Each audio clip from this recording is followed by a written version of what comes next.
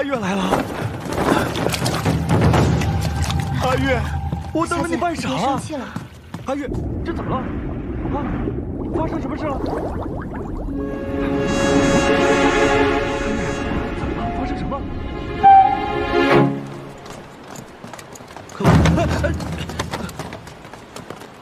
贵客请留步。这客人们都在前厅听小曲呢，若有所需，您直接知会一下小人便是了。皮色呢？皮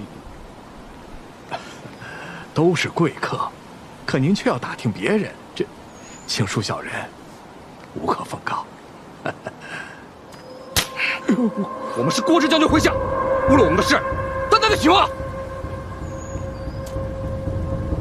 那个叫阿月的乐姬，在哪一间？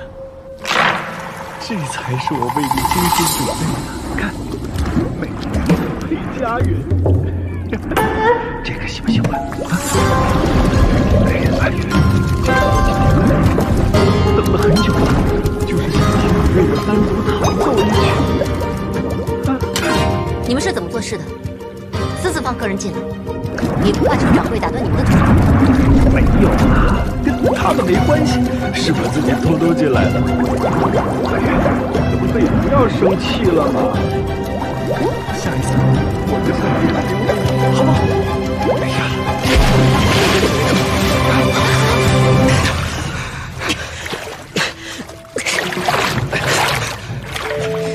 阿月，你居然在屋里藏人，还藏了俩！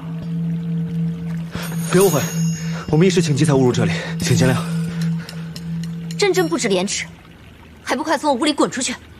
是。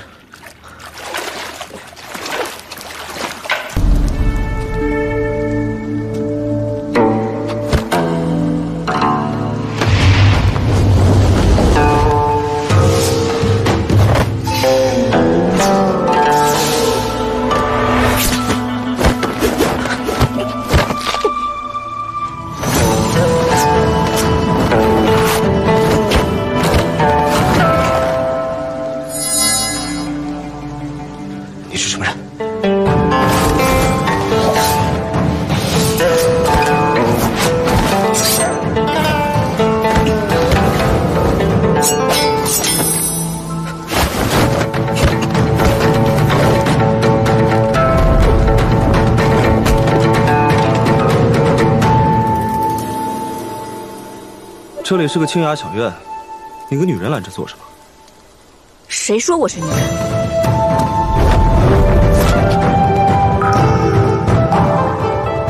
仙族。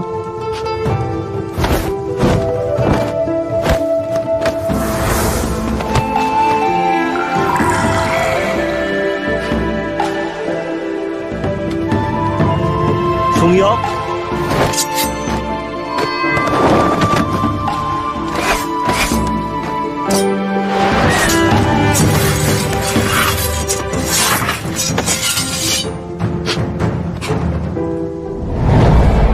薛阶，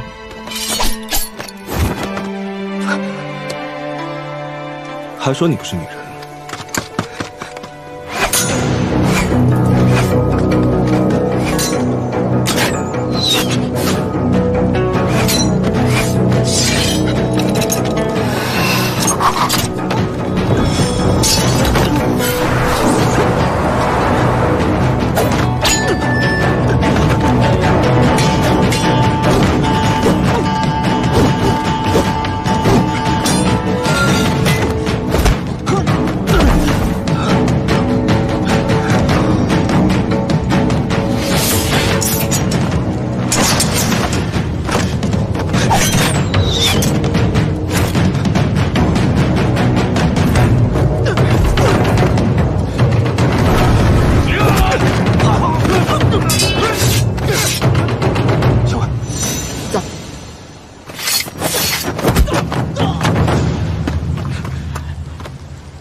你怎么样？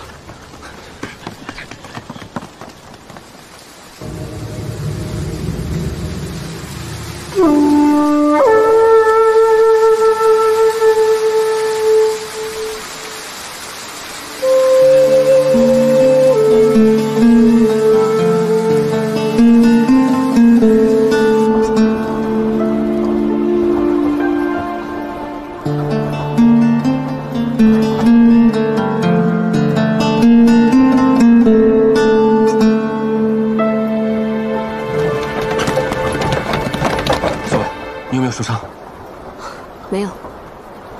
对方是什么人？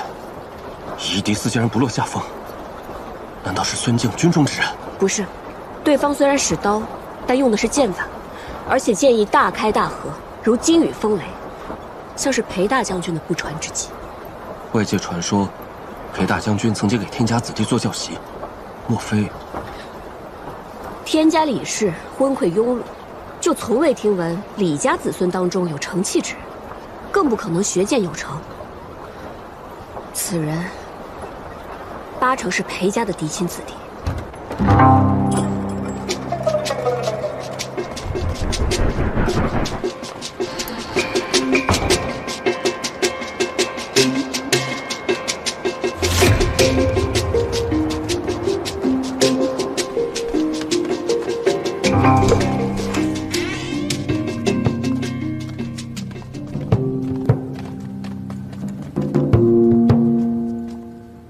对方是什么人啊？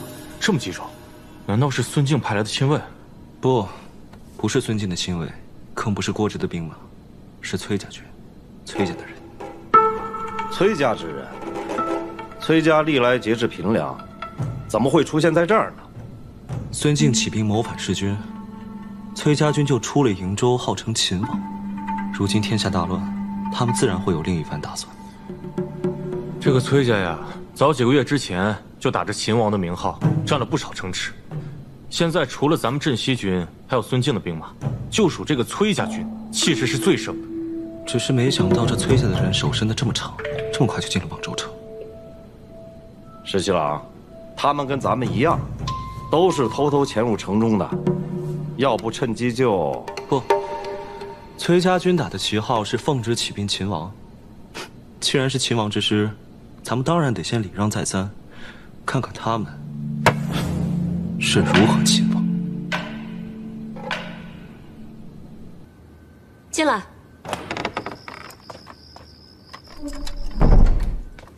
公子派人传书来了，是有太孙的消息吗？并不是，校尉。若是的话，公子必然会在信封上另作记号的。再加派人手，一定要尽快找到太孙，绝不能让旁人抢了先机。只有尽快找到太孙，咱们崔家军才能有天家正统做名分。到时候，裴县找来那个幌子皇孙李逆，就会成了笑话。是。我在瀛州的时候就说过，李氏昏聩无能，气数已尽，迟早会丢了这江山。李氏子孙只会走马斗狗，耽于玩乐，没有一个人能当此大任。所以校尉才一力主张，让大将军与公子率大军出瀛州。这天下他们争得，我们又有什么争不得？要想世道太平，百姓安养，恐怕也只能靠我们崔家军。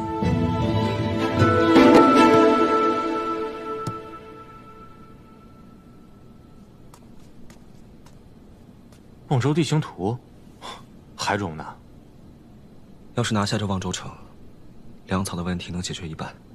哎呀，别琢磨了，早点休息啊！外面的植宿我已经安排好了。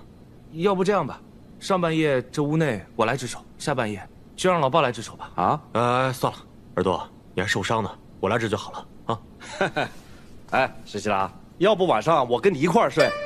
算了吧，你那个臭脚成日不洗，跟你一起睡，我得被你熏死了。哎，就你事儿最多，还天天洗脚呢。耳朵，你闻闻这脚臭不臭？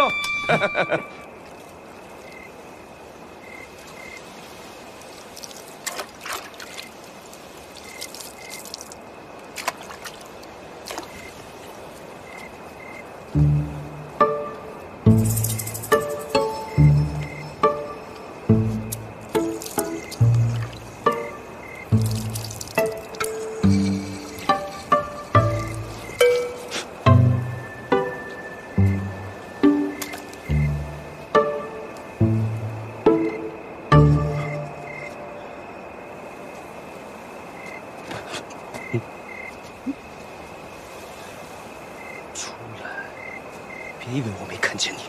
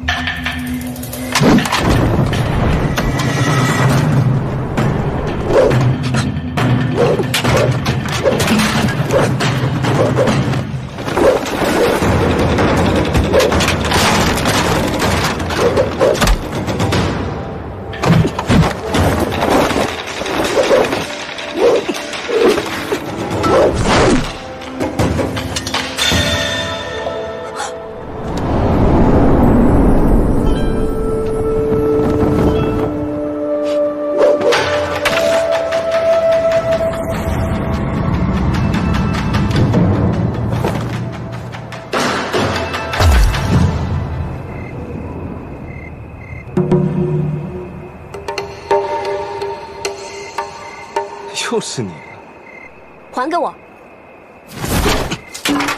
还给我！什么东西啊？你说这个？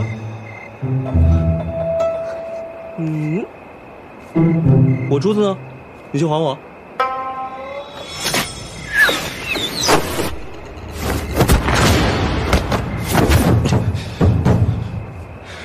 你这个女人，这出手也太狠了吧！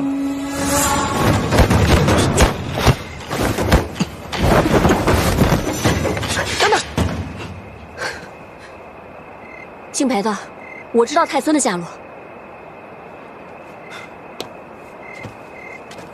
你怎么知道？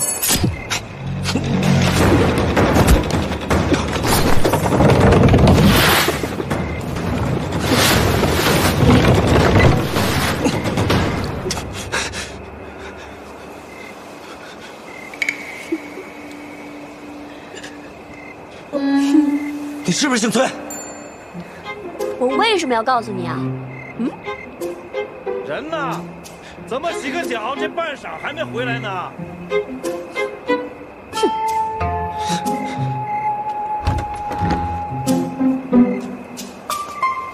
石七郎，石七郎，姥姥，我在这里。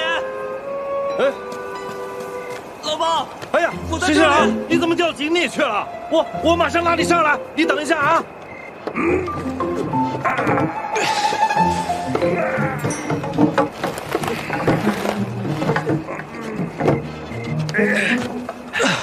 你没事吧，石七郎？哎，我说你洗个脚，怎么洗到井里去了呀？唉，刚才想救一只小野猫，结果反被它挠了一下，一失足便掉进去了。哎呀，那种野心难驯、不知好歹的畜生，你救它作甚啊？是，确实野心难驯，而且诡计多端。诡计多端。哎，我去换身衣服。哎，好。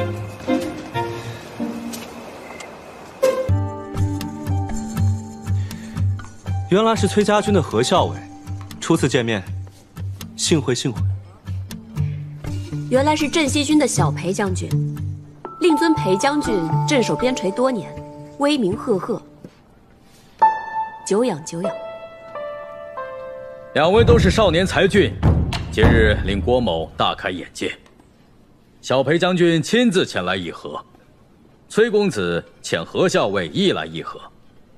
郭某真是受宠若惊，诚惶诚恐，既怕辜负了小裴将军的一番美意，又怕令崔公子不悦，在下实在是难为得很呐。郭将军外道了。郭将军客气了。不如这样吧，咱们三方各遣一人来一场赛马。若是我的人赢了，请二位各答应我一个条件；若是二位的人谁赢了，那我就先和谁谈。不知二位意下如何？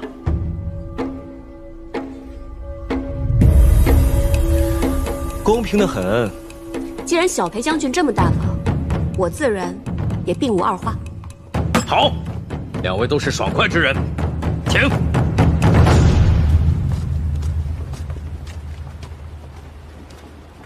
将军，全力以赴。是。常儿，小心谨慎。是。你这匹马不错啊。你那匹也不错啊。小裴将军过奖了。那小裴将军觉得谁会是最后的赢家呢？未曾比试，焉知鹿死谁手啊？哦。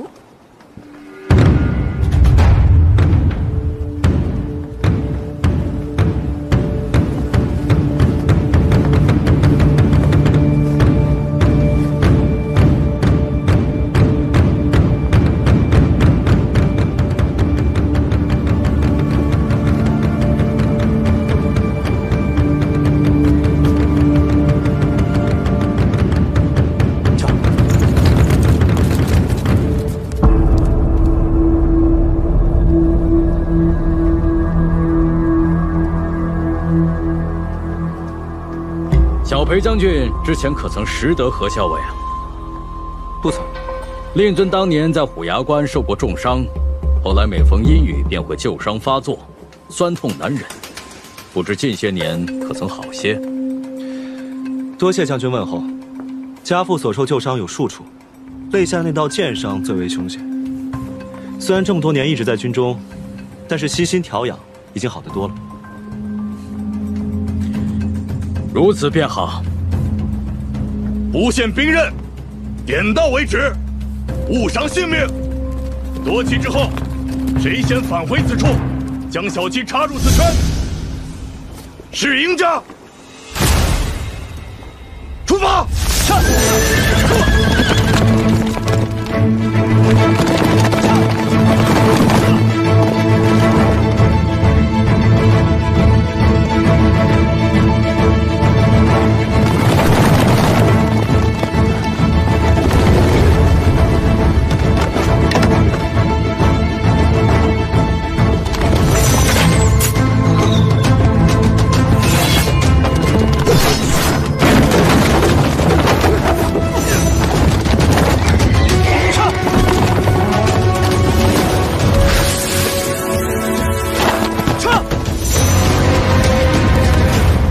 何校尉的亲卫果然厉害，看来这一局是何校尉要胜出了。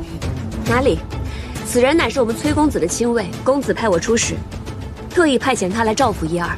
再说了，终局未至，岂能轻言输赢呢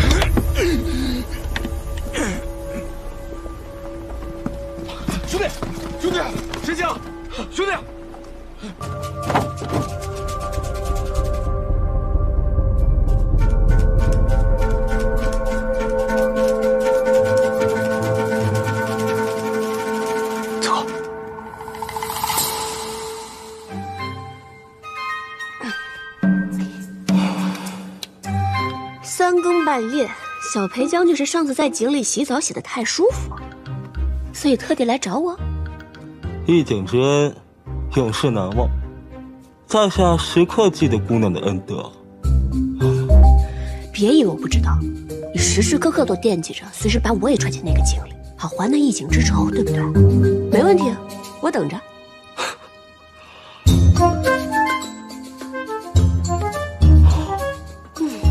物归原主，多谢了。你这个女人，怎么这么无理啊？那你抢走我的珠子呢？怎么不物归原主啊？你抢走我的东西，我凭本事拿回来；我拿走你的东西，你照样也可以凭本事拿回去啊。哼！何校尉。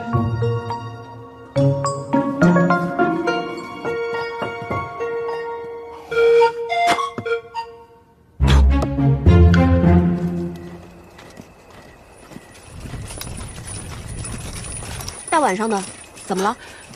何校尉，我们郭将军言道，今晚本该设宴款待宾客，但因事耽搁了。这军中简陋至极，实在招待不周，特没有送来这份点心，给何校尉定计。多谢郭直将军，费心了。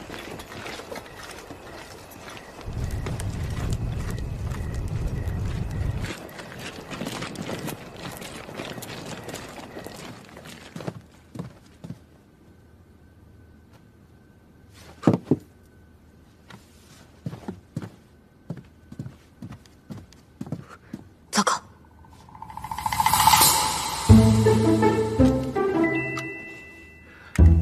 唉，你说你个小姑娘家，不好好在闺阁里绣花，偏要掺和军中的事。你来就来吧，还动不动暗算我。你说，我现在是要把你扛起来扔到井里去，还是让你尝尝这弩的厉害？想要说话？那你说吧。受不了，嘴里有核桃，对不对？想说话也不是不行，不过先说好，我要是把你嘴里的核桃拿出来，你要大喊大叫的话，我就让你尝一下你们崔家弩的厉害。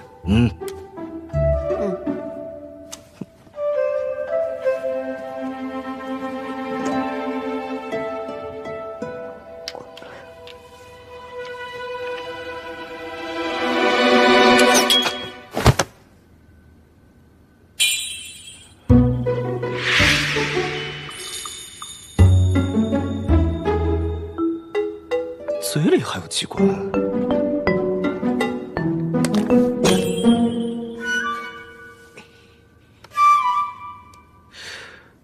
哎呀，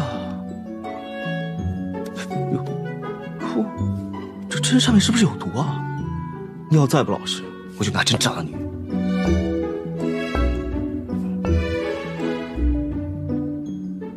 这么多针呢？这么精致的东西，送我了。看什么？不服气啊？扎你啊！你给我等着！到那河水是台湾。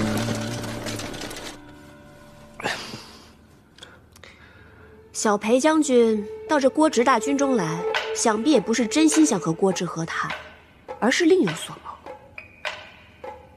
既然如此，为何就不能打开天窗说亮话呢？何校尉果然是个聪明人，只不过，你到底是崔家什么人？说话做主吗？小裴将军能做主的事儿，我都能做主。口气不小啊！你们崔家的事，你都能替你们崔公子做主啊？都可以。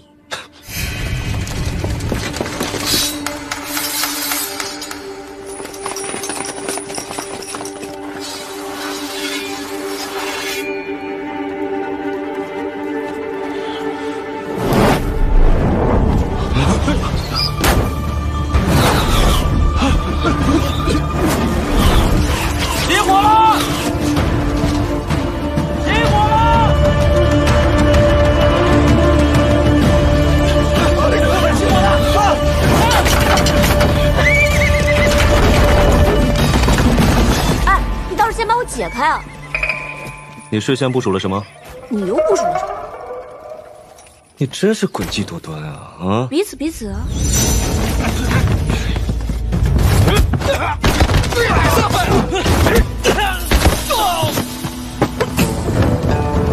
你干什么？踹！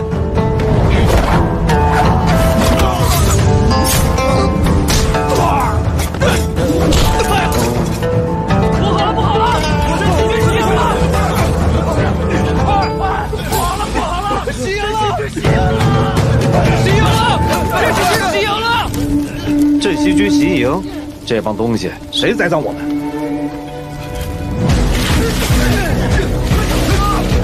快打水啊！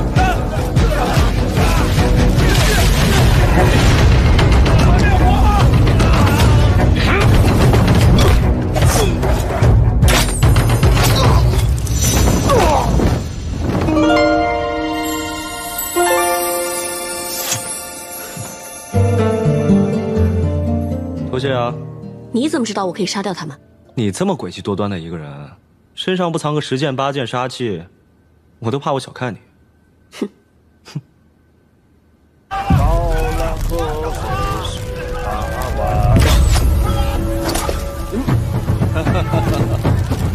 放火放得蛮开心嘛。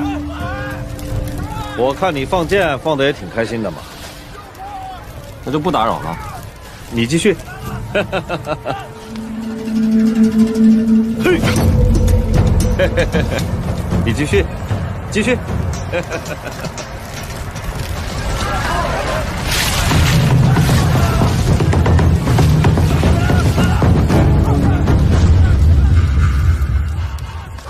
哎，你到底什么计划？我没计划，你怎么走我跟你怎么走。你不会连马都没有准备吧？我以为你准备了。你这人怎么那么无耻啊？今天才知道，已经晚了。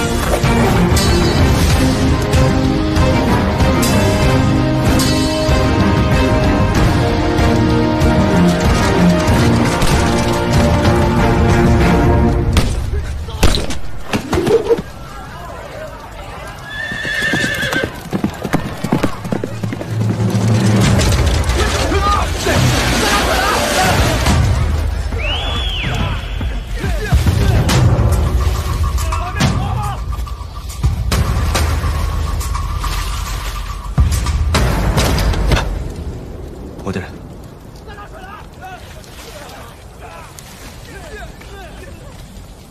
你现在立刻回去告诉裴元事情有变，让他务必防着郭芷和崔家军趁乱偷袭我们望州城。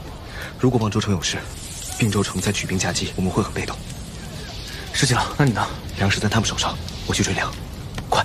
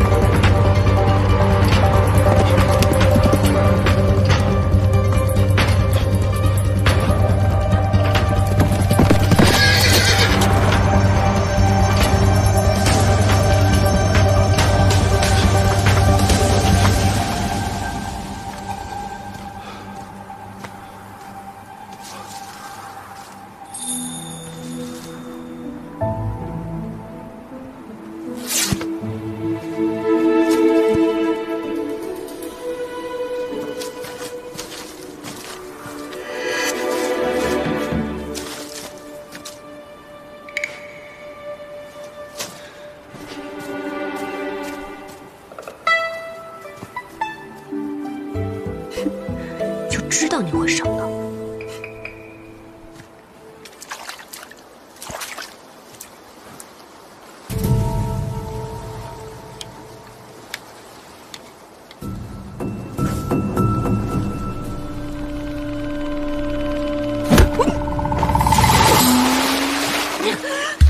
你不是朝那个方向追过去了吗？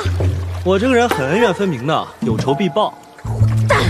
上次你把我撤到井里，我都没骂你呢。救命！行了，小骗子，你是不是忘了我们第一次见面的时候就在水里？你水性很好，我记得。我腿抽筋了！救命！你这样的人啊，就该受点教训。救命！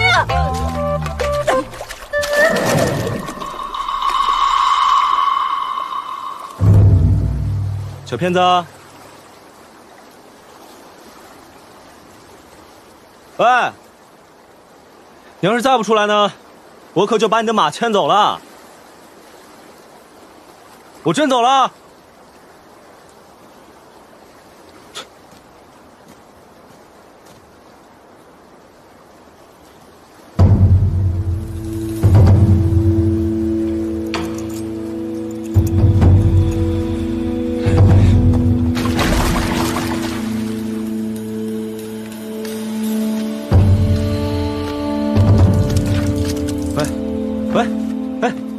行，喂，哎，喂，喂，喂，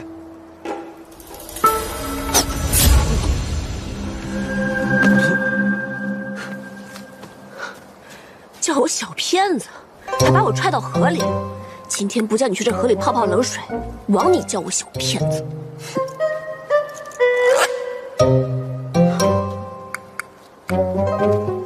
算了，看在你去河里救我的份上，我再帮你一次吧，免得那些追兵过来一刀把你给砍了。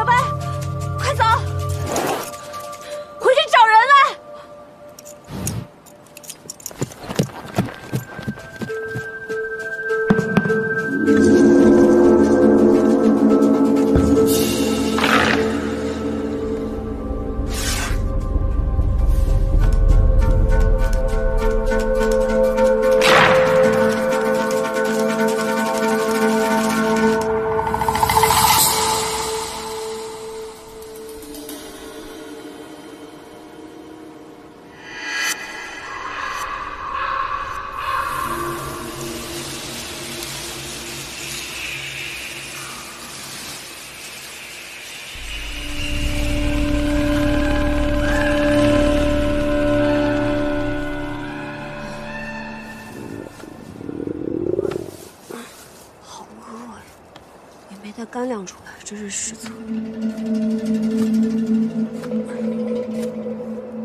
兔肉吃不吃啊？是你？是啊，是我啊。你那针上的麻药可真厉害，让我睡到天晚时分才行。我这醒来一看，麻也没了，你也跑了。哎，你说我这辛辛苦苦走了2个多时辰的路走到这儿，老天有眼，让我在这儿遇到了你。我就知道是你这样歹毒的人才设计得出这样的陷阱。你也太会冤枉我了吧！这明明就是猎人猎熊用的猎洞，你看这洞挖得这么深，就知道费一日之功了。你刚才还看到马蜂了吧？是又怎么样？这不就对了？这山间熊多，熊皮、熊胆、熊掌皆是奇珍，能卖个高价钱。但猎熊极难，不过熊呢又爱吃山蜜，所以猎人一般会挑有蜂窝的地方设置这样的陷阱。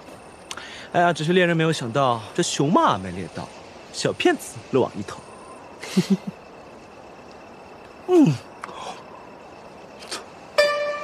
真香啊！那咱们做个交易怎么样？我呢，请你吃兔腿，你呢，把军粮还给我。什么叫把军粮还给你啊？那明明就是我用计赚来的军粮。真香啊！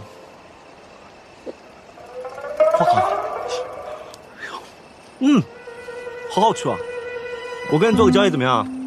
兔子呢，一共有4条腿，你不会让我把这4条腿都吃了吧？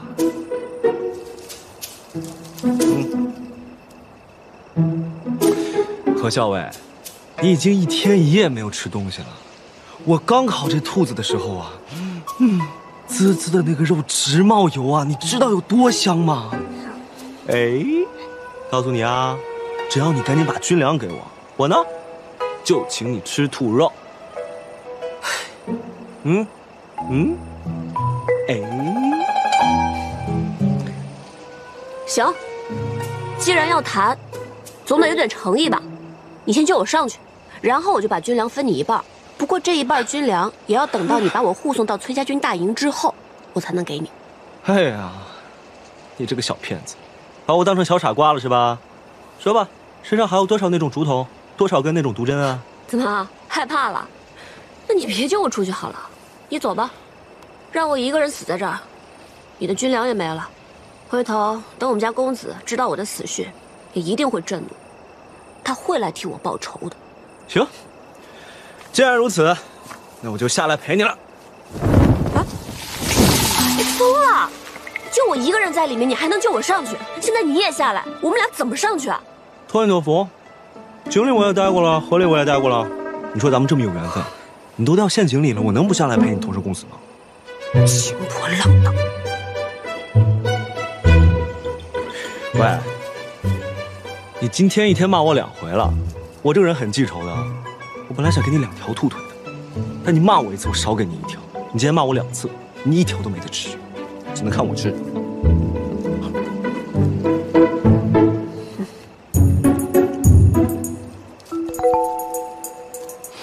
哦，真香。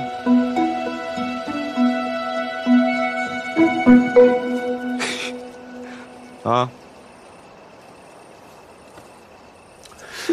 我这个人很恩怨分明的。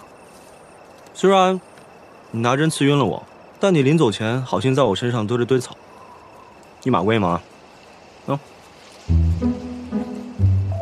快点！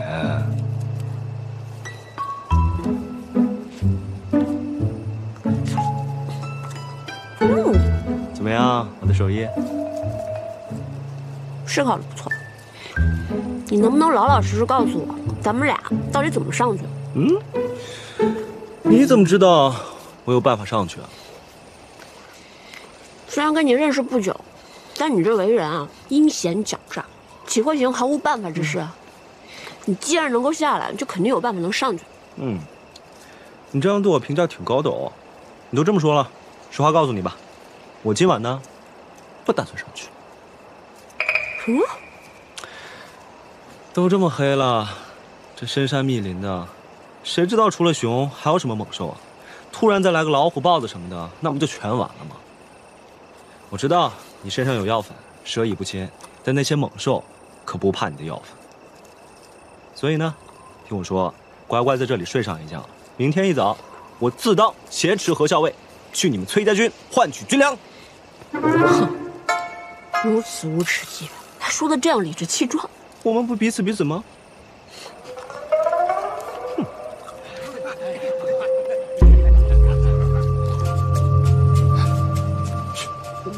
有人来了。你自己说的，深山密林，野兽横行，哪来的人？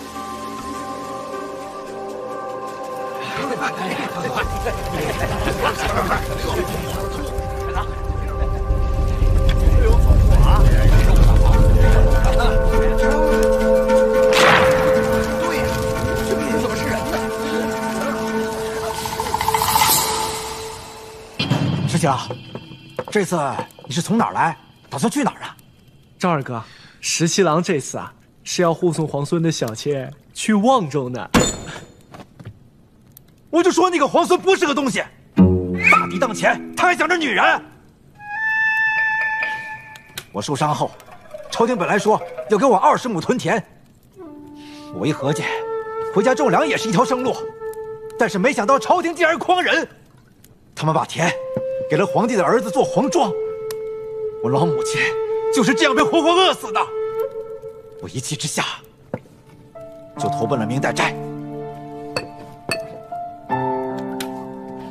竟然还有这种事！孙坚造反后，很多村庄都被大军践踏，现如今都不知道我们村儿还有没有活着的人。石七郎，你不知道，我原先我是乡里头算命的呀，我算是可以养家糊口了吧？啊，这朝廷他数次征徭役，数次征徭役，我实在是活不下去了，我这才落草为寇的呀。咱们这儿的兄弟，个个都有一腔骨水，无论是姓李的做天下，还是姓孙的那个老贼，都不给俺们活路，俺们没办法才上山当强盗。石七郎，既然你来都来了，不如就当大哥，带着咱们一起去投奔镇西军，好不好？对不对，大哥？对，俺们奉你为大哥。大哥，大哥，大哥，不用谦让，今儿就是良辰吉日，咱们正好烧香结义。好，就把这女娘杀了祭天。不能杀了，不能杀，不能杀。大哥，这是为何？谁知道？你们知道吗？因为她是皇孙的侍妾，但她是我的心上人，我们俩两情相悦，好不容易才找到机会，相约私奔而去。哎呀，大哥，你为何不早说？这阿嫂还被绑着呢，地上多凉啊！阿嫂，我替你送袜子。我这不是不好意思吗？阿嫂多有得罪。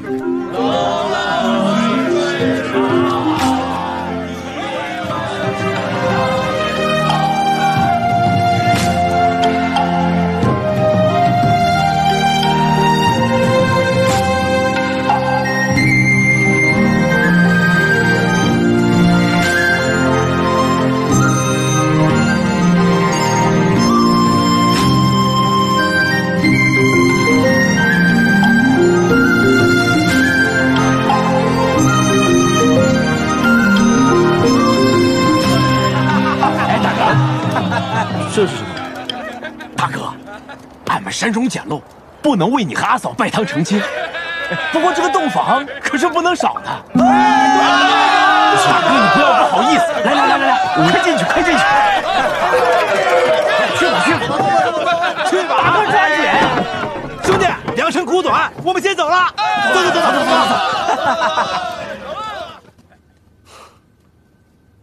镇西军的小裴将军，哈。皇孙李逆的爱妾啊！石七郎！兄弟们好不容易找到了，你洞房花烛怎么能没有这个呢？拿着，别让阿嫂等急了。好，谢谢啊。快，我走了。这镇西军中赫赫有名的十七郎就是皇孙李逆，这帮山匪不知道，但我可知道。哎，奇怪了，那个赵有德之前也在镇西军，为什么他不知道？哦，原来某些人之前一直在军中隐姓埋名，但是后来军功累积到要阴封3代的时候，就再也无法隐瞒下去了。但是那个时候，赵有德已经离开镇西军了，我说的没错吧？那又怎么样？你刚才没有拆穿我，怎么？难道现在想拆穿我？没想到你居然会假借小裴将军的名字，连我都差点被你骗了。若非如此，怎么能亲耳听到某些人说他是皇孙李逆的爱妾呢？小人！喂，起来！我睡床上，你睡地上。我折腾了一天了，我得好好歇息一下，我才能应付你这个诡计多端、满口谎言的小骗子。快点！哼，你是君子，你睡地上吧。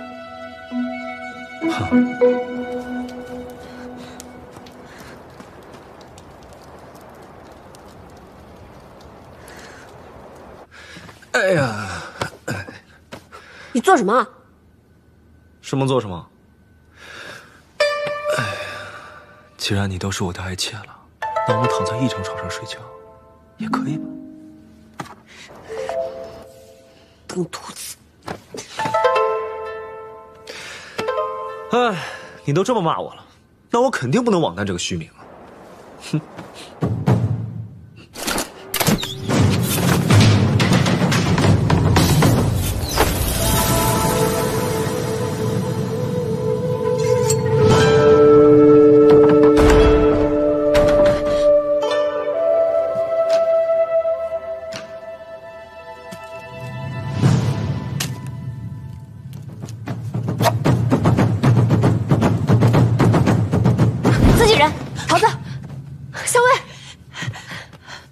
没事吧？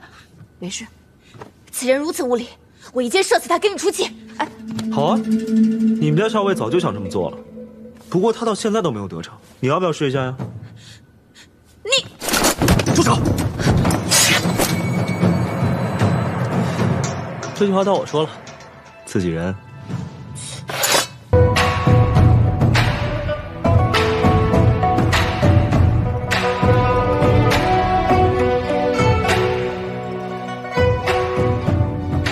崔公子，这舞蹈如何呀？自离故地，一路兵戈风尘，久不见歌舞。此时此景，真当得起太平富贵四字。哈哈哈哈！公子过誉了。崔公子折节下交，韩某感动得很呐。哈哈哈！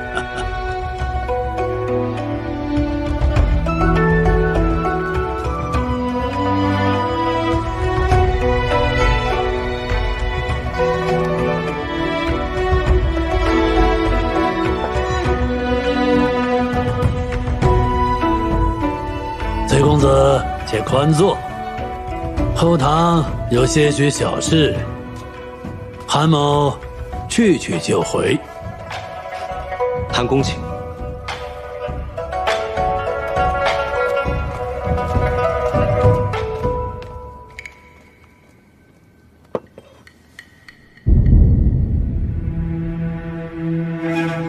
孙大都督遣贵使下降，又送来如此贵重的珍宝，韩某真是诚惶诚恐啊！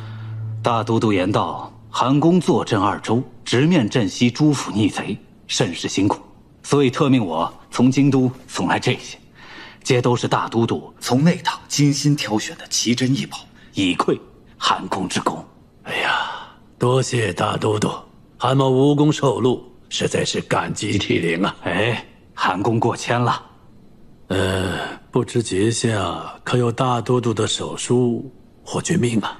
这个自然是有的。哦，其实大都督此番遣我来，一来是知我与韩公乃是旧识，走这一趟正好也叙个旧；二来呢，大都督也是忧心战场上见识无情，担心韩公的安危。哦，所以特命我带来这12位金甲卫士。主我命卫士们要日夜须臾不离韩公左右，务必要守护韩公周全。哎呀，大都督如此周到，恩重如山呐！韩某真正感激涕零，无以回报，唯有亲率守军与那镇西军等逆贼拼个粉身碎骨，方能报答大都督的恩义呀！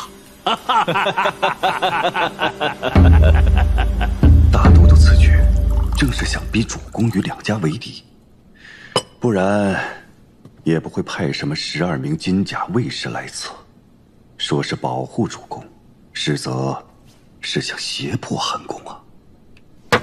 哼！孙敬自封为大都督，灭了李氏全族。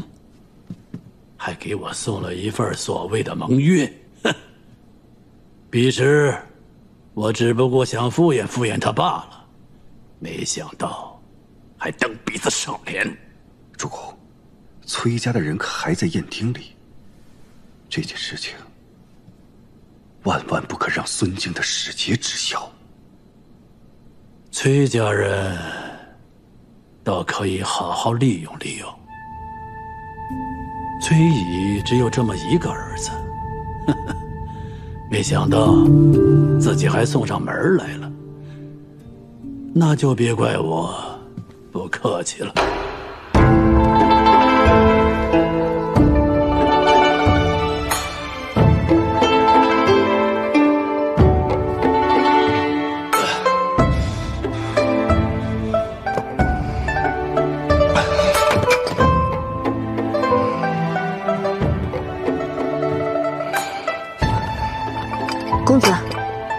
你醉了？我没醉，情形不对。公子，我扶您回去休息吧。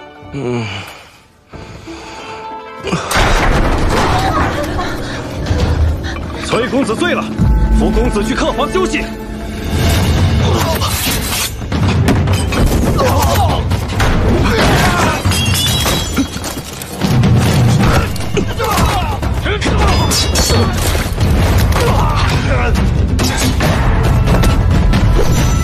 公子且慢。崔公子，既来之则安之，何必这么急着走呢？你们这待客之道，未免太过隆重些了吧？今日若留不下公子，我便交不了差，只好杀了这和氏，向主公交代。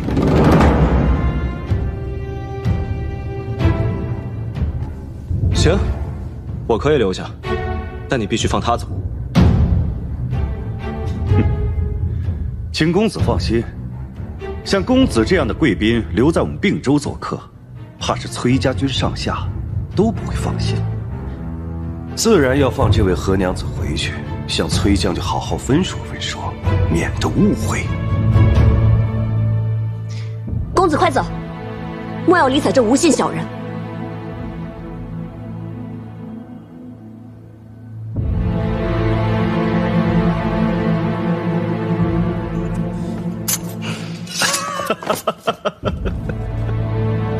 好，崔公子真是情深意重，爱惜美人呐！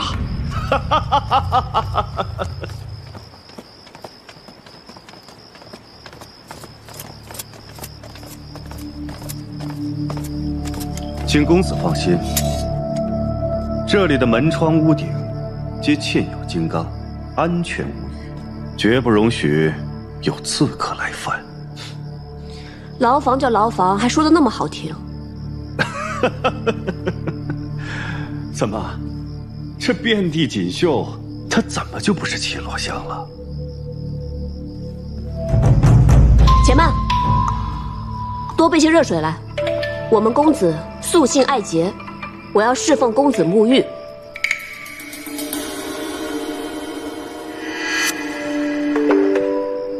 行，我马上命人送上香汤。再多备些后毡，以防我们公子在沐浴时透风受寒。若是我们家公子在你这并州城有半分不是，我崔家大军必定踏平你这并州。后毡，给你拿。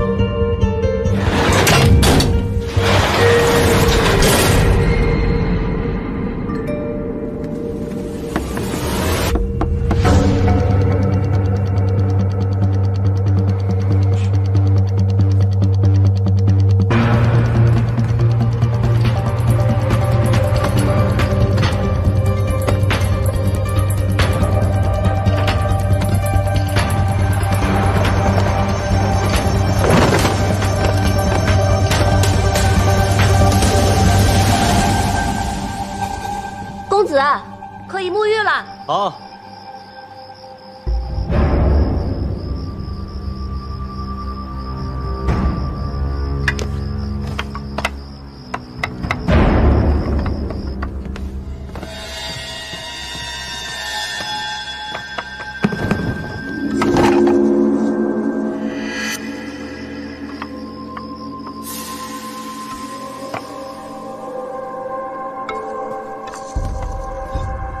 屋顶有人，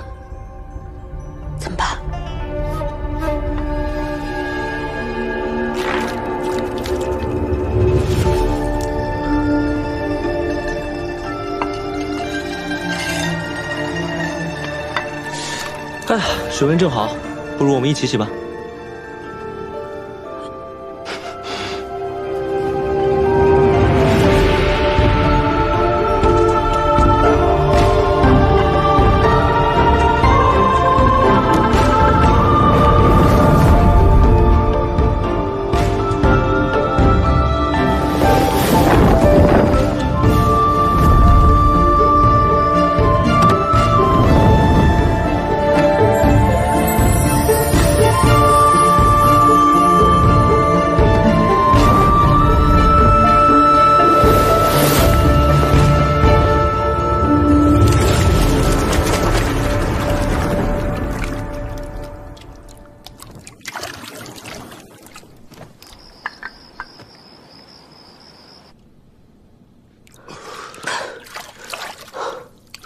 等一下，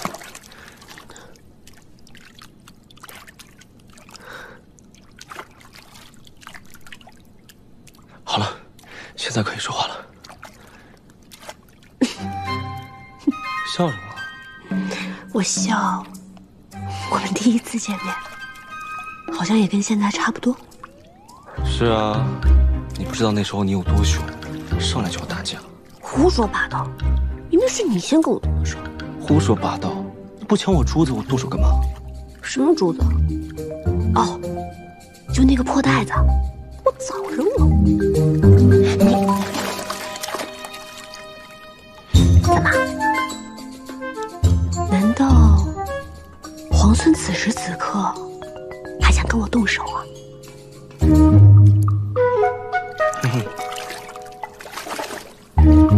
哎呀，说正事吧。你有什么打算啊？什么打算啊？当然是先想法子回趟崔家军，再来救公子你了。真的吗？你回到崔家军之后，还会来救公子我吗？嗯？你干嘛？看什么？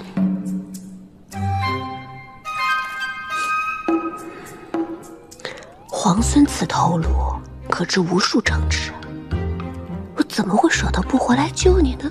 哼，你可真会说话，我好喜欢啊，太喜欢了。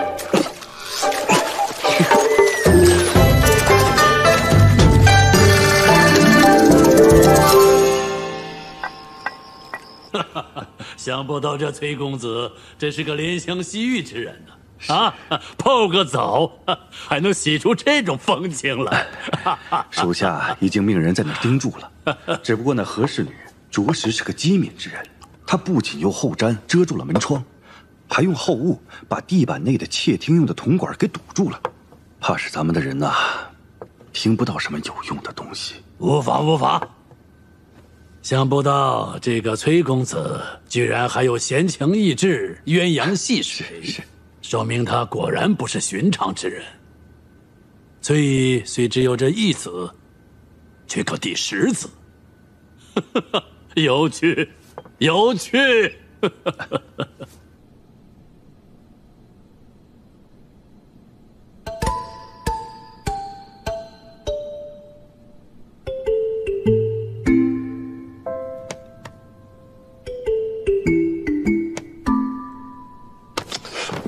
干嘛？我想问你一句话。问什么呀？你还没有告诉我你名字。你不是知道我姓何吗？你们家公子平时怎么叫你啊？你问这个做什么呀？我当然是怕在韩丽面前露馅啊，我总不能叫你和氏女吧？你不愿意说，我就随便给你取一个。你能给我取什么好名字啊？以你的德行，肯定是要给我起什么阿猫阿狗的破名字。你还别说，你挺像阿猫的。你叫我阿锦吧。哼，又想拿假名字来糊弄我，我才不叫。不如我帮你取一个，叫阿道。或者阿珍也行。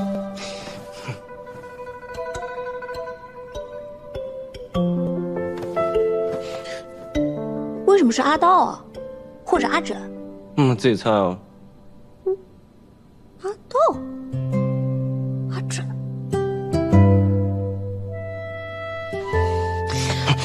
你是不是在笑话我啊？2次假扮有孕的娘子，1次肚子里面塞着稻草，1次塞着枕头。我哪敢啊！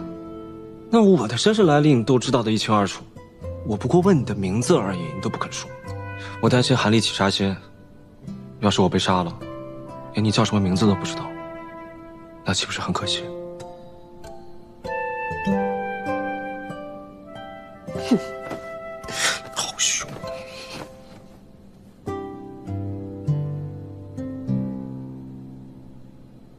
我叫阿莹，是我阿娘给我取的乳名。阿莹，阿莹，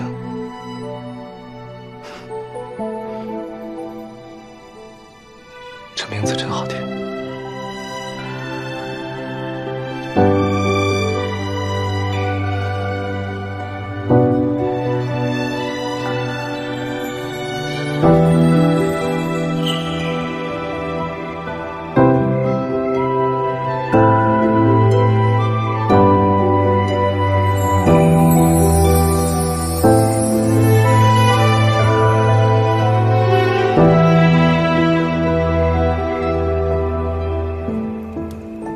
去那边看看，哎，请点一下。等紧啊！这儿还有，来。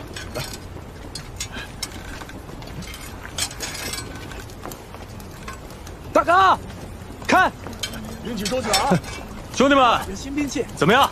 没受伤吧？没事。给他。哎，小裴将军，有个事俺不明白，能不能请教你？嗨，客气，说。哎，怎么稀里糊涂，镇西军就从望州撤出来？怎么又稀里糊涂，俺们又跟着小裴将军你一块又打回望州了？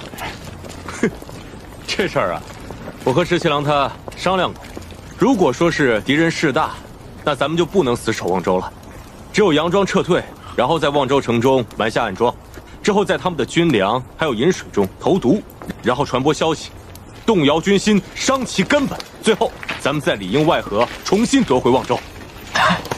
原来是这样，自然是兵不厌诈了，有道理，是不是长儿？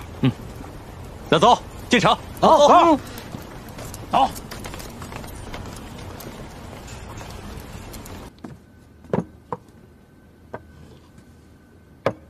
这是今日新摘的话。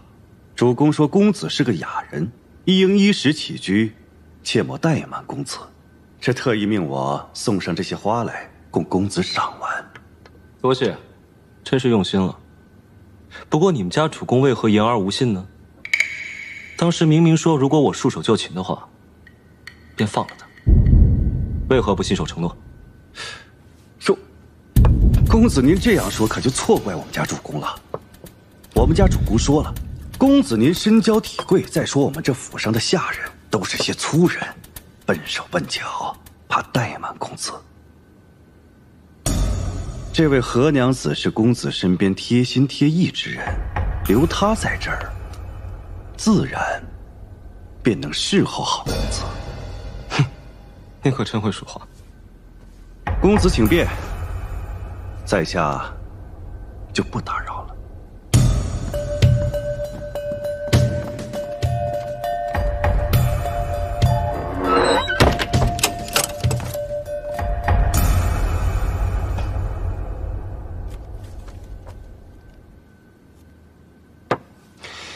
哎，不许动！你还挺悠哉啊！反正被困在这儿，闲着也是闲着。跟我来一局怎么样？好啊，那得有彩头才好玩。彩头？那这样吧，如果我赢了，你就把你头上的发簪给我，当抵我的珠子。那你要是输了呢？输了你就少分我1半粮食。谁说过要给你粮啊？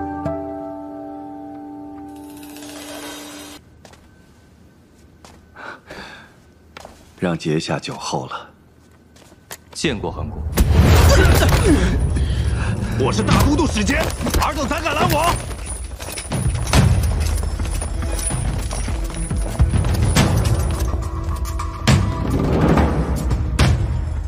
韩公可知瞒着大都督，私下结交崔乙是何罪行？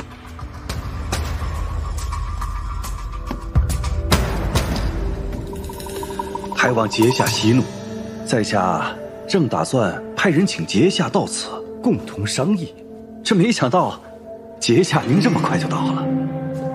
你就是崔家军的人，你们崔大将军遣你来做什么？韩公，我崔家军何校尉现在韩公府中，还请韩公请出，与我一见。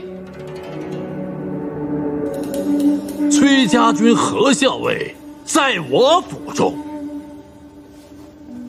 哪有此事啊？我崔家大军现已在并州城外，若韩公执意扣人不放，莫怪我大军入城寻人。韩公，这就是你的不是了。镇西逆军当前，你不和崔家军联手抗敌，反而扣留崔家军的人不放，你这样欺压友军，我定要上报大都督。哎，阶下看您这话说的，我们这何曾有这等事儿啊？根本就没见过您说的那个何校尉啊！哼，你骗得过崔家军的人，可是骗不过我。后院客房守卫森严，连我等金甲卫士都不能靠近。崔家军的人，定是关在那儿。走，我带你去见何校尉。多谢阶下。不必，不必。我这就请崔公子和何校尉出来。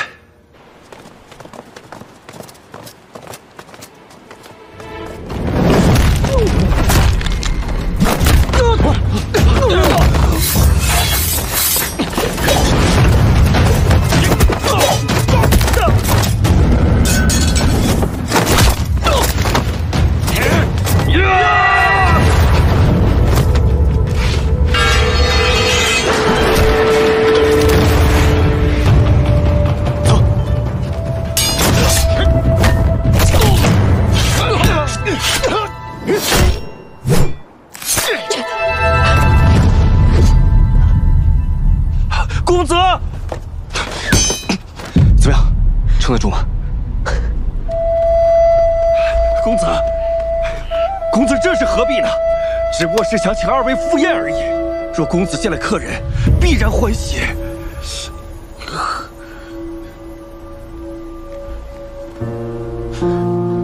带路。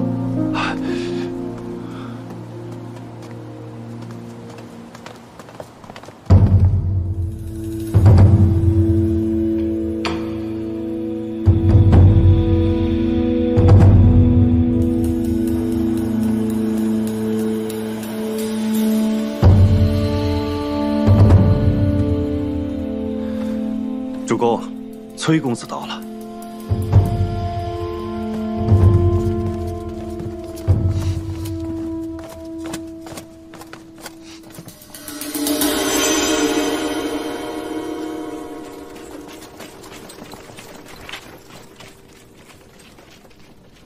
公子真是娇宠美人呐！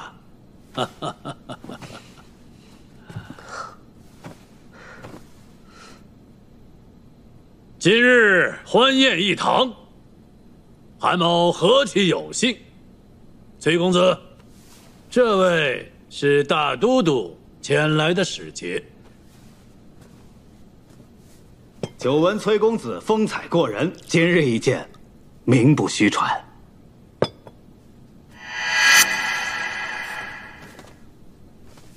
见过公子，崔家军现有数万人已在并州城外，任凭公子差遣。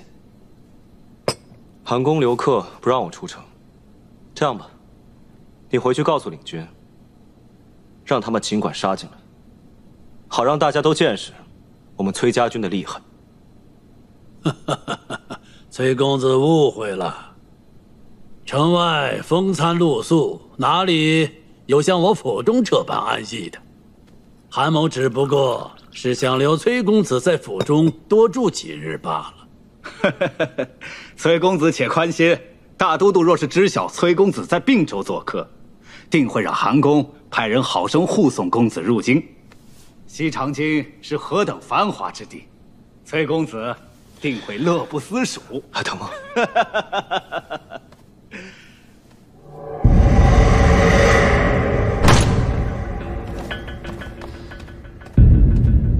我代大都督邀崔公子入京，崔公子如此目中无人，是看不起我们大都督吗？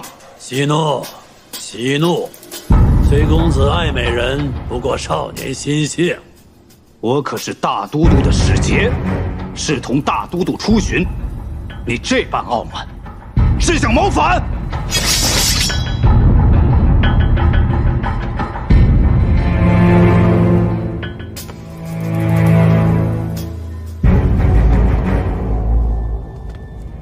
阶下息怒，你有所不知吧？此何氏女，乃崔公子心爱之人。既然如此，那就让这位何氏女入京献舞，为大都督祝寿。阶下此话何意？可是羞辱我崔家军。他脚伤了，跳不了。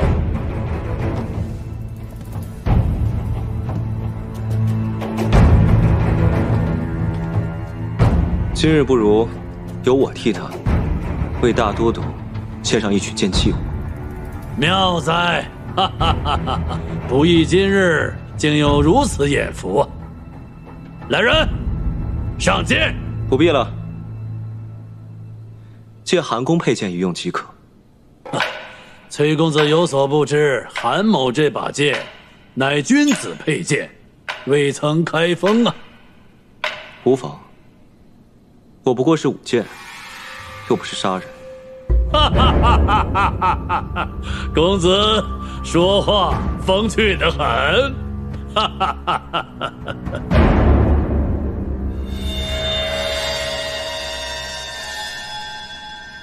公子替我舞剑，我来抚琴唱歌，为公子伴奏。美人果然不负公子之恩呐！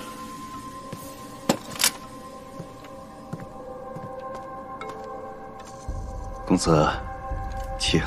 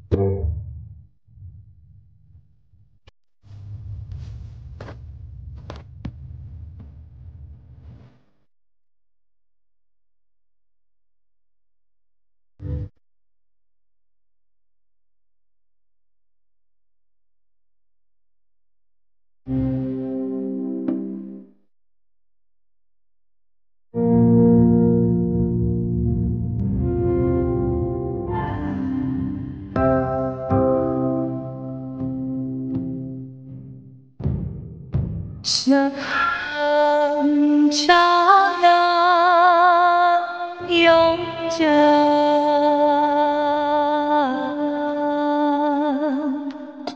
我的思如弦。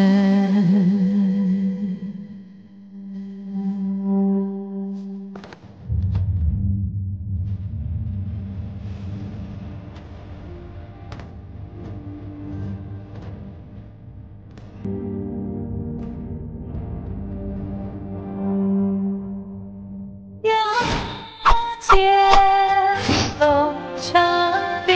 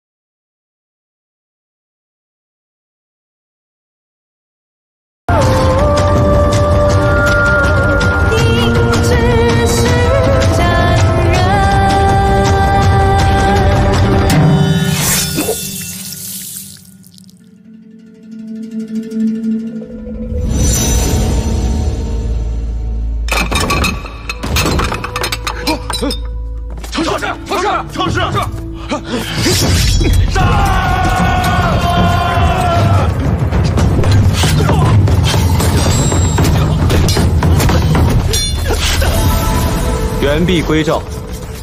崔公子这段剑气舞跳得真是酣畅淋漓，动人心魄呀！韩公盛情，能替韩公排忧解难，故其所愿也。如今大都督的使节已知晓公子在此，坚请相见。公子，如若这次落到了大都督手里，只怕是难以脱身。只盼公子大军在外，使节也是有所忌惮罢了。韩公的雅意我们知道了，不过你们家主公也太狡猾了，自己不愿意出手，反倒将这难题丢给我们。公子说笑了。我们杀了孙敬的使节，你就放我们走？我若是待韩公假意承诺，未免诓骗了公子。但公子若是杀了使节，何娘子可以回去？至于公子，还请在府上盘桓几日，待崔家大军退出60里外，定奉公子还迎。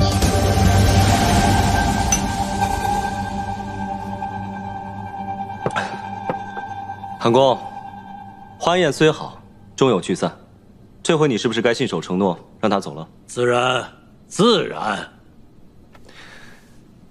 你这伤，回去之后一定要找大夫仔细看一下，别落下病根。嗯。走吧，我送你。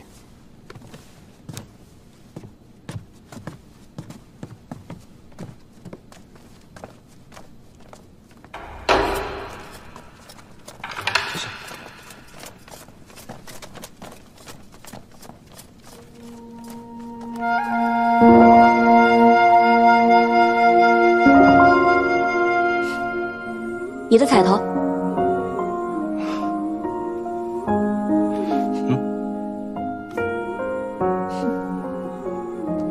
哎呀，你说我这大好头颅，他若是没有了，也不知道会不会有人为我哭。我可不会哭啊。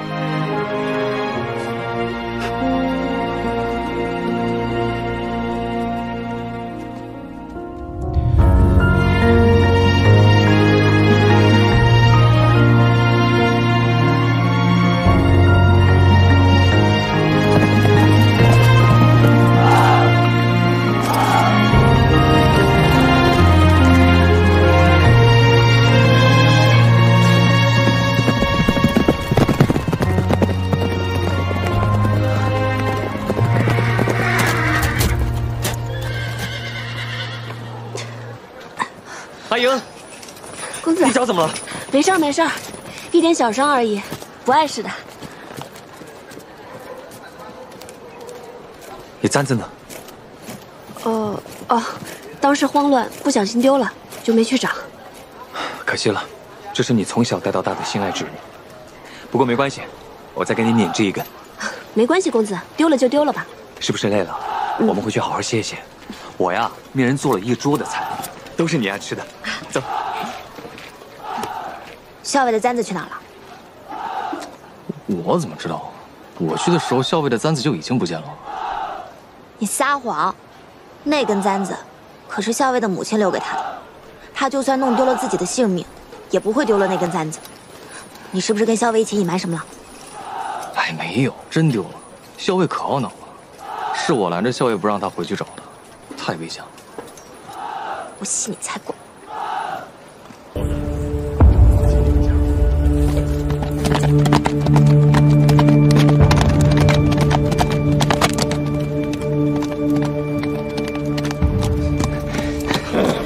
校尉，怎么样？并州守军一战即溃，有些残军弃城逃往建州，余下的大多降了。目下正在清剿俘虏、粮草、印信等诸多要紧事务。擒住韩立没有？韩立见势不对，在亲卫拼死护卫之下逃走。不过属下已经命人四处搜寻，城门已闭，他定然还未逃出并州城。听着，一定要在镇西军之前拿下韩立。是。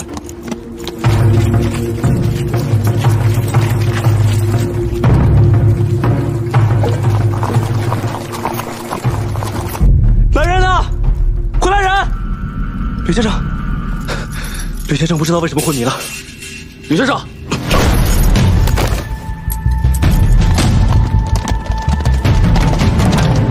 有人越狱！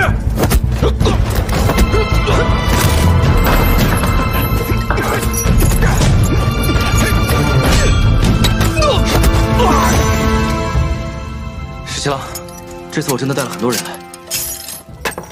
韩立呢？抓到没有？我跟崔家有个约定，谁先抓到韩立，并州就归谁。两军一交战，韩立就跑了。啊，不过老包已经去追了。走，捉那老狐狸去。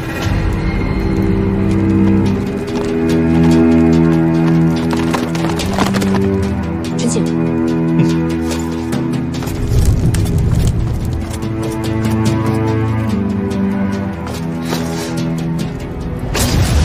校尉，车中并无韩立。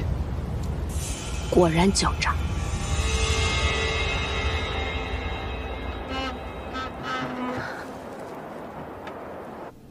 秋翠，没事的，咱们楼下不是有家丁守着呢吗？任谁都闯不进来。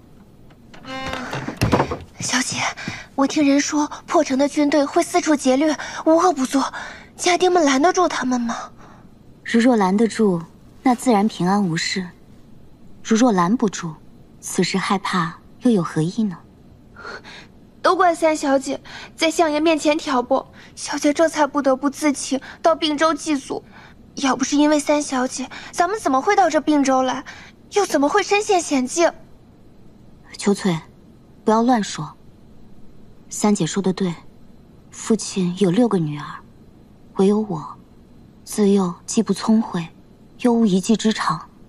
如果再不勤勉些，岂不更是一无是处了？那是三小姐胡说，小姐您千万别往心里去。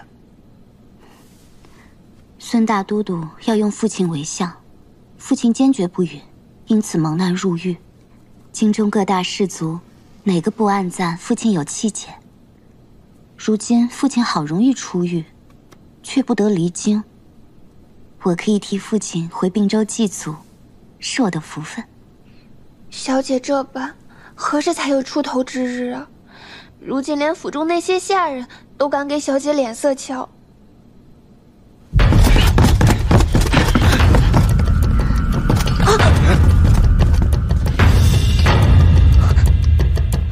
主公放心，追兵已经被那辆马车引开了。府中有什么藏身之处？壮士竟然光天化日之下闯入民宅，何不也自行搜检呢？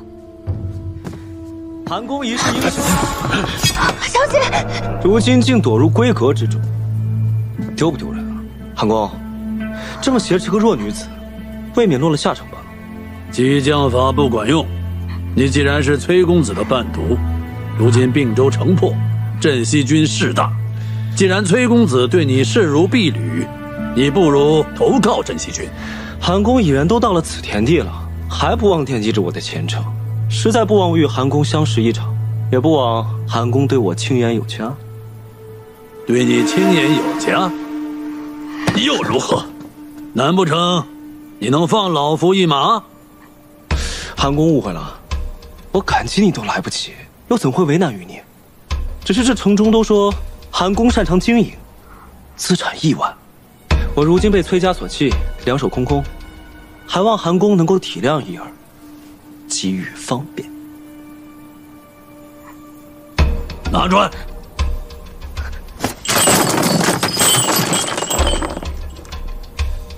这些珠宝价值连城，你不如拿了去投靠镇西军。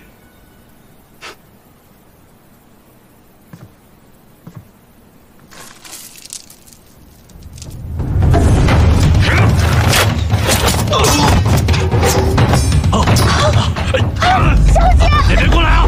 小姐，过来，我掐死他！小姐，小姐，小姐，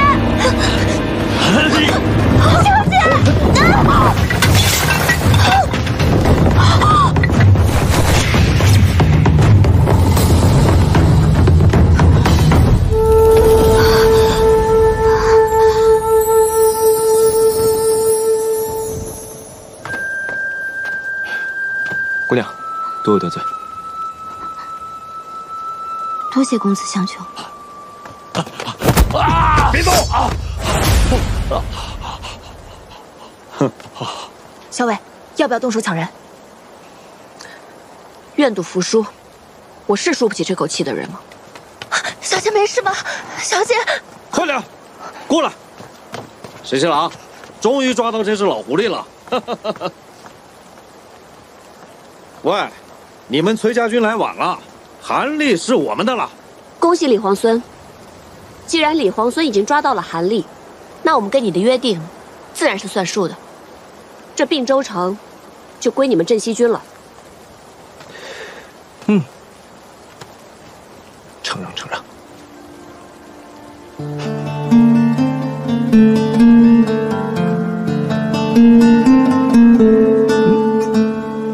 韩立被镇西军抓住了，按照前约，这并州城归他们了。什么？你何时跟镇西军做过这种约定啊？这怎么成啊？何校尉，你为何不早说？此事他早就禀明于我，是我让他这么做的。哦，镇西军缺粮缺得厉害，这件事情我早就禀明过公子。只要一入城，就派人把粮草清空搬走。此刻，就算镇西军得了并州城，他们仍旧没有粮食。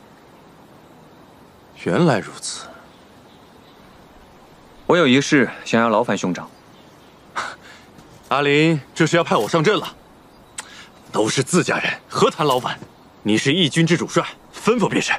如今我大军入城，镇西军另有所图，不可不防。我想劳烦兄长率军驻扎城外，若是城中出了事，你在城外也好策应，以防万一。驻扎城外啊？阿林做此决定，定有你的道理。我这就率军出城扎营。辛苦兄长。都是自家人，客气什么？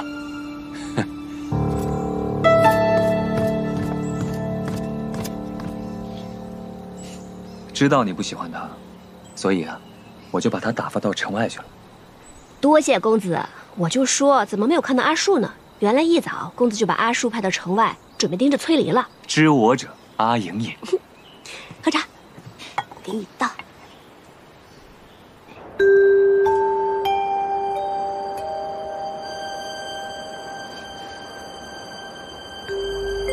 有种再说一次。行，你耳背，我就再说一遍，你们崔家军马上交出无理挪寇的粮草，全部推出城外。我们镇西军乃是天子宽和仁义之师，看在咱们同为天子秦王的份上，就让你们在并州城休整一晚，再离开，怎么样？我们镇西军够仗义了吧？并州城是我们打下来的，粮食先入城者可得。虽然我们与你们有约在先，但也是你们占了并州城，凭什么让我们把粮草给你们？以为拍桌子，老子就打你妈！并州城是我们两军一起打下来的，没有我们镇西军，韩立早跑回建州反攻并州了。你真敢说？我说了，还我粮草！你再说一次！你是真耳背还是假耳背啊？若不是我们率军攻城，你没有时间抓韩立。还我们粮草，滚出并州城！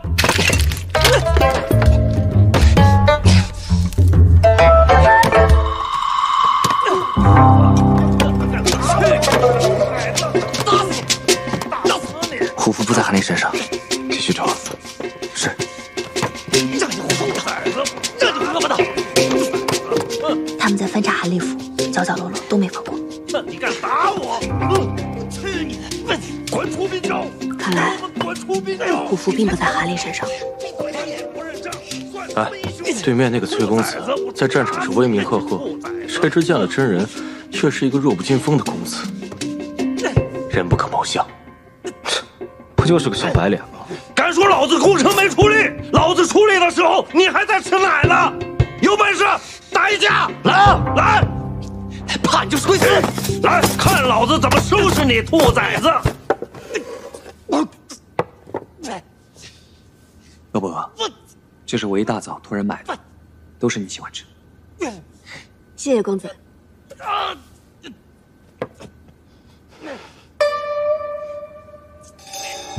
你家一群大！好吃。哪儿的你？我帮你擦擦。住手！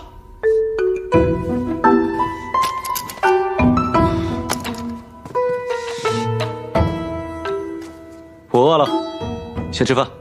吃饭？我不饿呀。我说我饿了。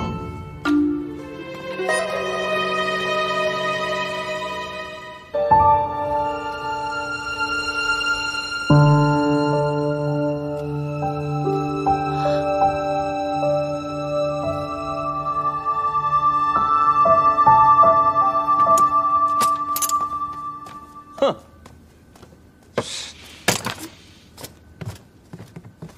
小伟，那位李皇孙可是捡到了你丢的那根簪子啊！真没想到，堂堂皇孙镇西军统帅，这么爱贪小便宜，捡了别人东西不还，竟然堂而皇之的插自己头上，太无耻了！我去给你要回来。喂，别多事了，大局为重。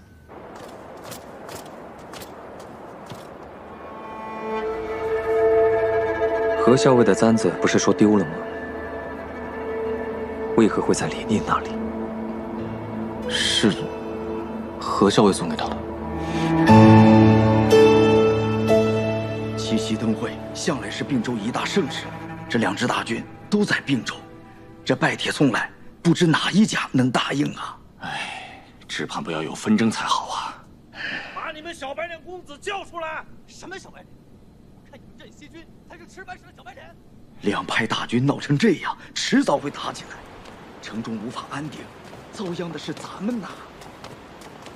二位久等了。啊，不敢不敢。我家公子说了，并州城大局初定，人心惶惶之际，正是需要举办一场热闹的灯会，百姓们放了心，日子才能过下去。百姓们过得好，才是我们起兵勤王的初衷。到时候，我们崔家军上下，包括我家公子，皆会出席。届时还要有劳二位。是。看来镇西军是不打算出席啦。不是，你家公子把我家将军吩咐的话都说完了，镇西军上下也皆会出席。啊，多谢多谢。耳朵那么厉害有什么用？嘴那么慢。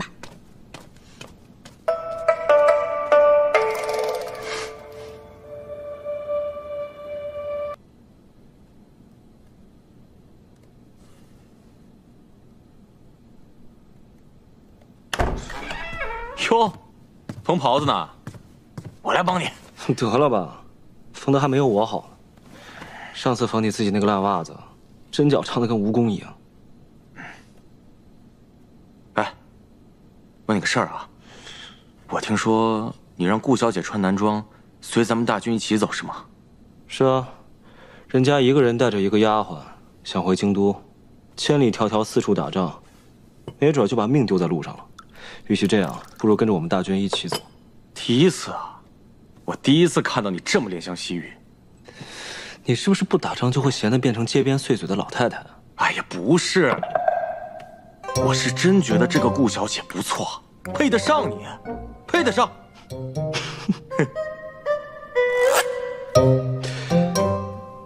原来是你看上人家顾小姐了。我？照说，我跟裴大将军写一封信。替你求签？哎，不是，这胡扯什么呢？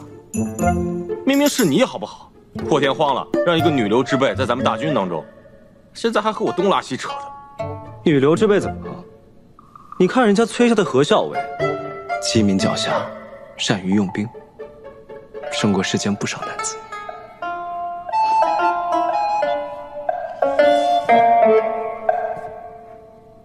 哎，我听你这话的意思。你看上的不是那个顾小姐，而是那个何校尉吧？胡说八道！我胡说八道？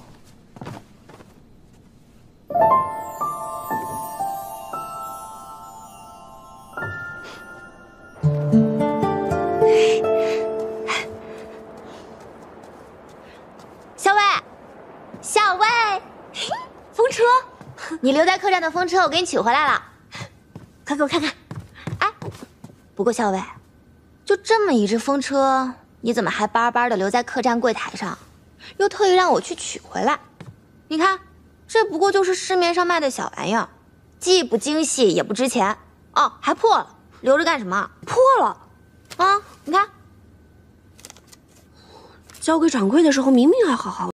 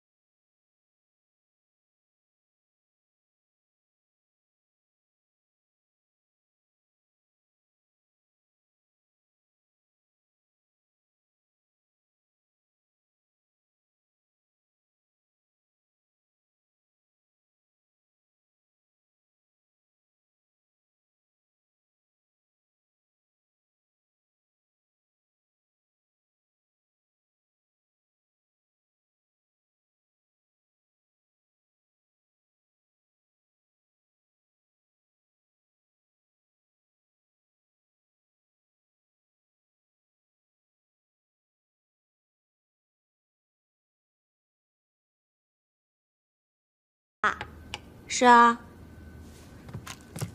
小伟，咱们晚上一起去看灯会吧。晚上我还有事，就不去了。是要陪公子去主持灯会吗？众目睽睽坐在灯棚底下，让人议论，我才不去呢。那小伟有什么事吗？我是怕那个镇西军会另有计划，我得去探探他们到底有什么动作。好，那我陪你一起去，给你做个帮手。不用了。你去帮我看好镇西军的那个谢长耳，这个人不但是李逆的亲信，还能听风辨物，你可得把他看牢了，不能让他有机会暗中行事。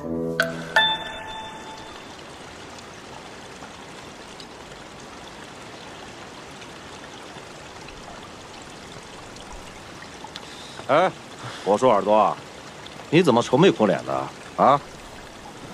明天晚上七夕灯会，十七郎下令当众斩杀韩立，为镇西军立威。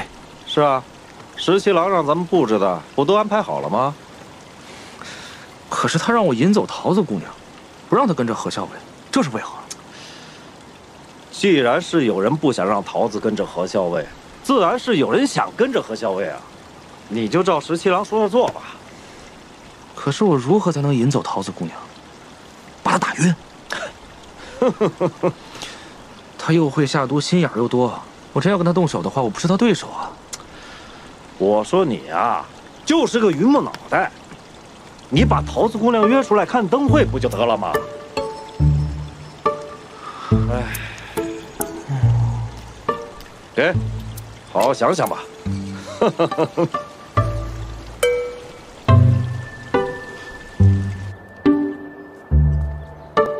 桃子姑娘。桃子姑娘，今天七夕灯会，不如我们一道赏灯。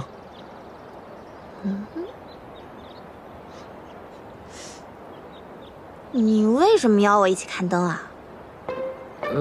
因为今天就我一个人，其他人都有事。我看桃子姑娘你也是一个人，不如我们就一道。所以你是闲极无聊才邀我一起的了？不是，桃子姑娘，我没那个意思。唉，算了，你就当我没说吧。站住！你想邀我看灯就邀我一起，来了你又说算了，你拿我当什么了？不是，桃子姑娘，我答应你了。啊？晚上一起看灯啊？哦，谢谢桃子姑娘。不用谢，毕竟也省去了我的麻烦。什么麻烦？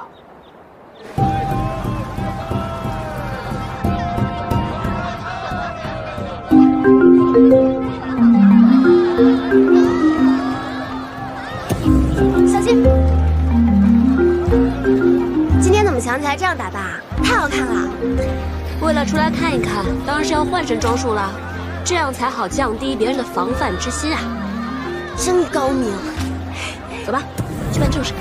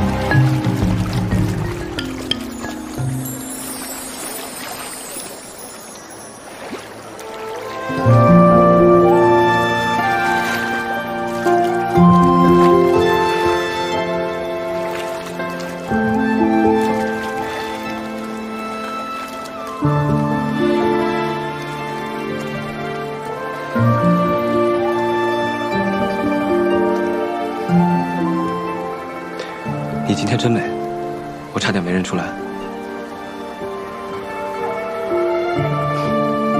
请。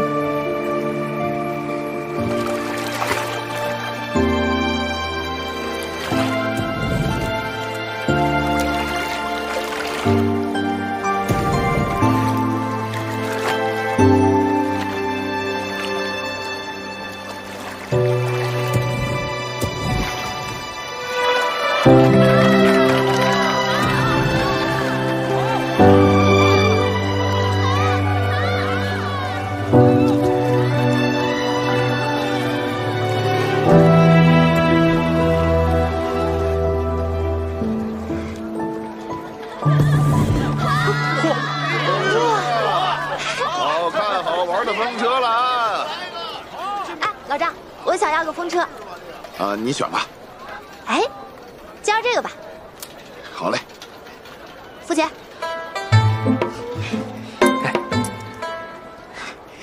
你喜欢风车啊？那倒也不是，不过我们家校尉有个风车，插在书架上，他每天看到那个风车，心情就可好了。上一回风车坏了，他还不肯扔，特意精心修补好的。但这个风车也不贵啊，才2文一个。啊，就是嘛。我也是同他这么说的，我说要不然我陪你买一个新的吧，但是他说我不懂，说什么风车不能自己买，要别人送的才有趣。所以刚才我看到那个人，我就想，我也一定要别人送我一个。我倒是要看看，别人送的风车到底是哪里有趣呢？所以你才要我花钱给你买？给本姑娘买风车。你应该觉得很荣幸吧？荣幸荣幸。不过这别人给买的风车，到底哪里有趣？我怎么看不出来？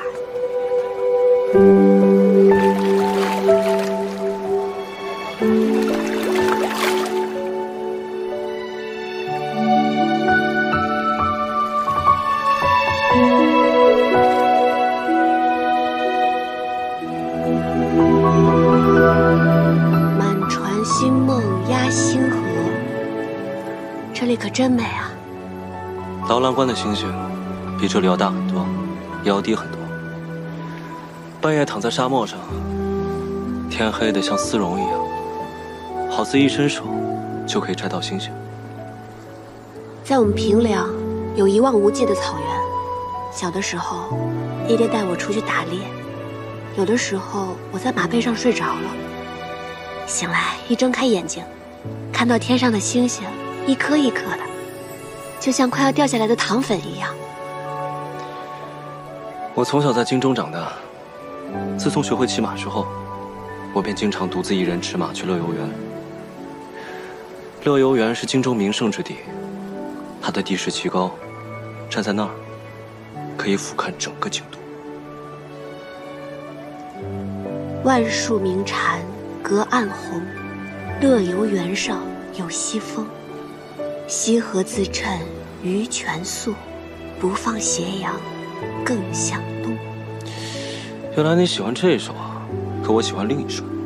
等等，我知道你喜欢哪一首。什么？离离原上草，一岁一枯荣。野火烧不尽，春风吹又生，是不是这首？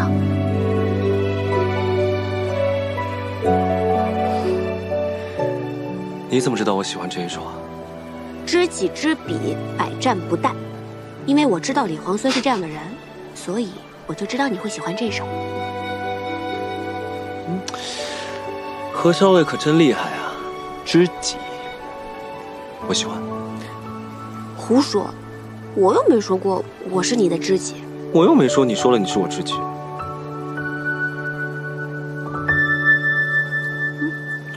哎，我的裙子怎么都湿了？糟了，穿漏水。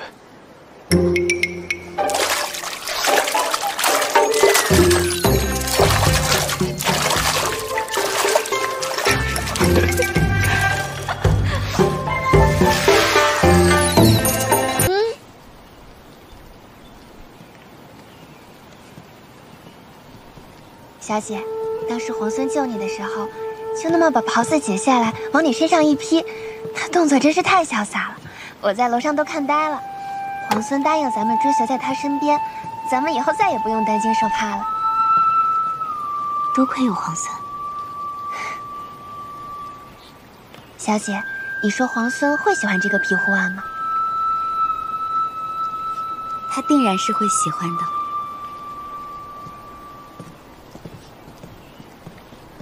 我只加了一点点麻药，就已经见过何校尉。顾小姐多礼了。何校尉这一身劲装，真是英气好看啊。小姐，皇孙让咱们穿男装随大军而行，我看何校尉这身装扮甚是好看。小姐何不向何校尉请教，照着样子剪裁一身？多嘴。何校尉是军中历练出来的气魄，所以英气勃勃，洒脱好看。我要是也穿上这一身，只不过是画虎类犬罢了。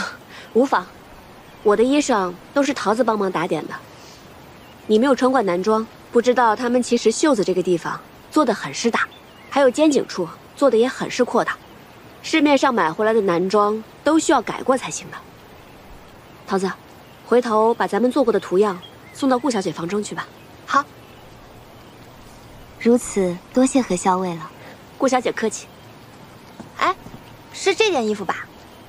哎呦，这可真是买大了，不好剪裁的。不是，这是皇孙借给我们小姐的衣服，我们小姐亲手洗净了，要还给皇孙去。秋翠，你有多嘴？其实是上次皇孙出手相救，便借了这件外衫替我遮挡。何校尉切莫误会才好。啊，哪里？顾小姐何出此言？如此，就不耽误顾小姐了。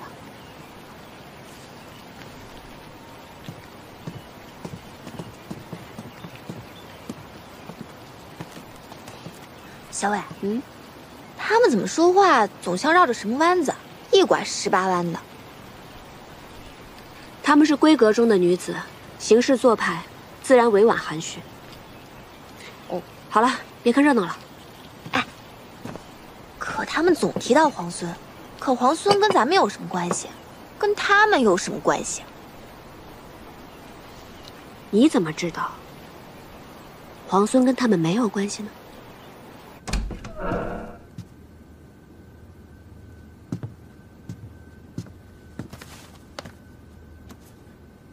公子一看就是习射之人，带上他再合适不过了。还不错。小娘子啊，给你夫君买一个吧。哎，我都帮你修好风车，你是不是应该送我一样东西了？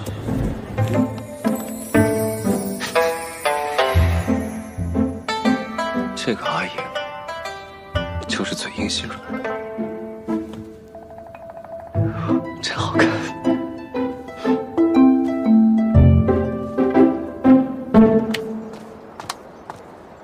何校尉，我有话跟你说。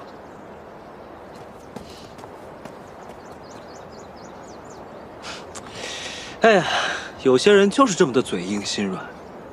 这一大早上出去忙活了，也不让我知道。哦，是吗？哎呀，明明说着不送，最后还是送了。看来送给皇孙护腕之人，一定是皇孙十分重视的。那当然了，只是我觉得，虽然我重视他，但他更重圣皇。如此，便要恭喜皇孙。哎，你觉得送我护腕的这个人，跟我的爱妾比起来怎么样？皇孙慎言，当初我是为了脱身权宜之计，才出此言诓骗了诸人。可没想到皇孙居然口齿轻薄，公然在我家公子面前辱及我名誉。这么在意你家公子？那是自然。为什么？之前不便为外人知晓，所以一直没有告诉你。其实，我是我们家公子的侍妾，所以还请皇孙慎言，以后莫要在我家公子面前辱及我清白。走了，桃子。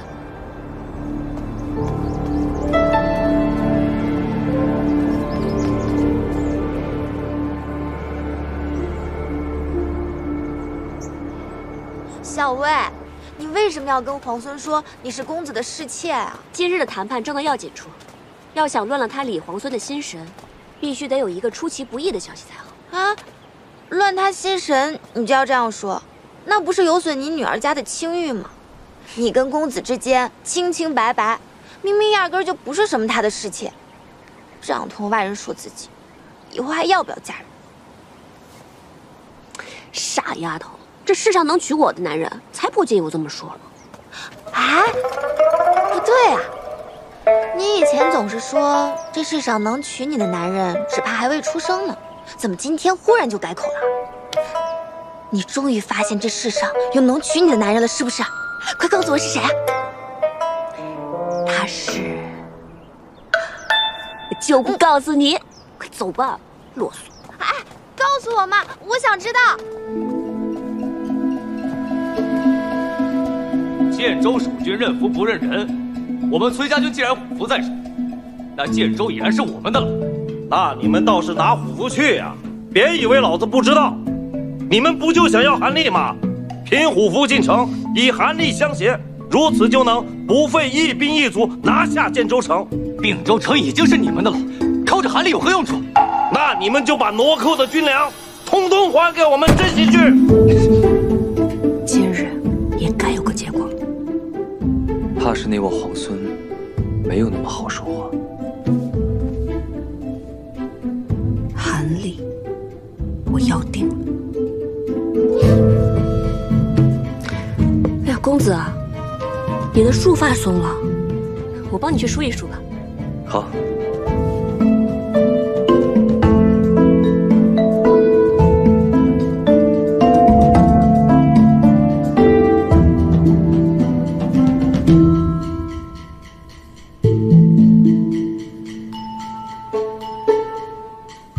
石七郎，其实关于崔家军的何校尉，有句话我不知当讲不当讲。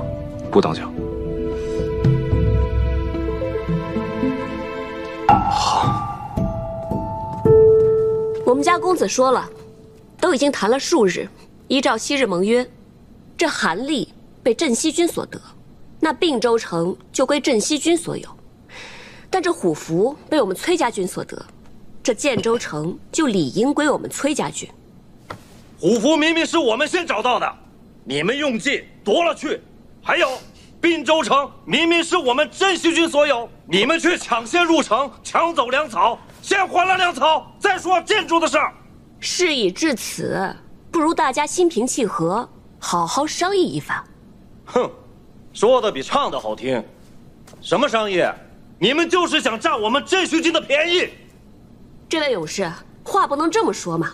既然是商议，那吃亏让步，我们崔家军也都是可以的。行，那你们说说，你们打算怎么吃亏啊？皇孙殿下不是想匡扶社稷之将倾，收复东西两都？可以你们镇西军现在的存粮，别说收复东西两都了，怕是连洛水的边儿都摸不着。若是在并州继续耽搁几日，只怕这存粮会越发不够。现在你我二军就建州的问题一直争执不下，但按照规矩，这虎符既然已经被我们崔家军所得，那这建州城就理应归我们崔家军。只不过我们想讨要韩立，图个方便，所以我们家公子刚才说了，我们打算吃点亏，送给你们50车粮草，这样也能助你们早日拔营去往洛阳。以贵军这悍勇，还怕打不下洛阳吗？哼，你这话说的，感觉我们像捡了一个大便宜。50车粮草，区50车粮草，只够我们镇西军1日2食，勉强赶到洛水之畔。那建州与洛阳孰轻孰重，皇孙殿下不会分不清楚吧？自然。那皇孙愿不愿意用韩立来换足足50车粮草？可以。石七郎，石七郎，好，皇孙殿下自然是一诺千金，只要你们把韩立交给我们崔家军，那我们公子也绝对不会食言，粮草一定会按时送到。哎，石七郎，这50车也太少了吧？老包，你们让我静一静。说吧，有什么计谋？什么计谋？你难道不是故意答应那个何校尉以韩立换50车粮草？是不是打算一石三鸟，趁崔家军不备，把粮草和韩立一并拿下，顺带手的再拿下建州？粮草韩立兼得，且拿下建州。有好法子吗？现在不应该是你胸有成竹、早有预谋的吗？不然你为什么那么轻易就答应那个何校尉这么苛刻的条件？我有一个朋友，啊？我这个友人，他看中了一个姑娘。等镇西军交出韩立之后，让左营带着韩立跟虎符立刻拔营前去收复建州。还是我亲自去一趟吧。不用，眼下有了韩立跟虎符，建州城必定是手到擒来。反而现在洛阳才是最棘手之处。我猜测李逆拿到粮草之后，一定会直指洛阳，我们一定要抢在他的前面。那你这个友人是咱们镇西军中的人，还是你京中的旧识啊？摇什么头啊？说呀！这个姑娘，她不该喜欢。不该喜欢？哎，她难道喜欢上了醉红楼的清官人？哎，其实也无妨，只要这个清官人品性善良，也无所谓的。不是，那是什么？你说呀。他好不容易看上一个人，可偏偏那姑娘已经是别人的侍妾了。哎呀，石七郎啊，石七郎，我算是明白了，你今日如此反常，是因为这件事儿。什么如此反常？我哪里反常了？我说的是那个友人。行，那咱们今日就说说你这位友人。现在国难当头，他还想着情爱小事，他将此事告知于你，说明他心中耿耿于怀，日后肯定还会去纠缠的。倒也不是。哎，行了，他明知道此人有了夫婿，还暗中觊觎。石青郎，我告诉你，色令智昏也。其实你不用说了，石青郎，我劝你早日和你这个友人一刀两断，否则你不怕近墨者黑，有一天你也喜欢上别人的妾室吗？十七郎，三思啊！啊！哎，今日李皇孙如此失魂落魄，就这么轻易答应了咱们，也不知道发生了什么事。谁知道呢？那我就让陈醒去安排粮草了。哎，等等，我又想到了一个计策。如果到时候他们的人比我们先到洛阳，我们在附近，然后……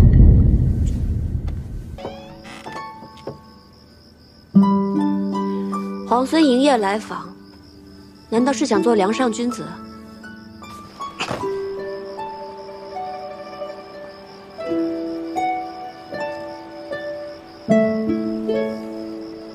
你到底是来做什么？我今天来是想还你。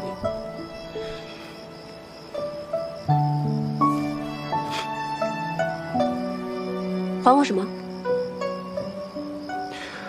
我来是想向你解释，白天是我误会了，我以为护腕是你送的，言语间多有冒犯，还请见谅。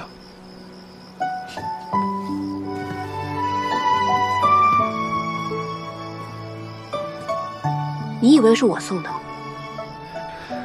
是，后面才发现是顾家小姐送的，不过我已经将护腕还给她了。你以为是我送的，所以带着很喜欢，后来却发现是顾家小姐送的，就还给她了。你是想来告诉我这个？倒也不是，我这不是看见月色正好，正适合抢虎符吗？这回你可猜错了，虎符不在我这儿。我知道。你既然知道，还来这干嘛？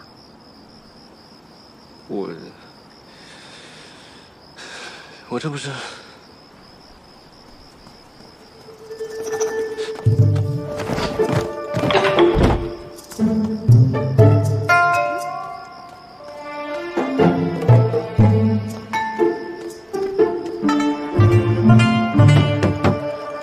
小伟，你睡了吗？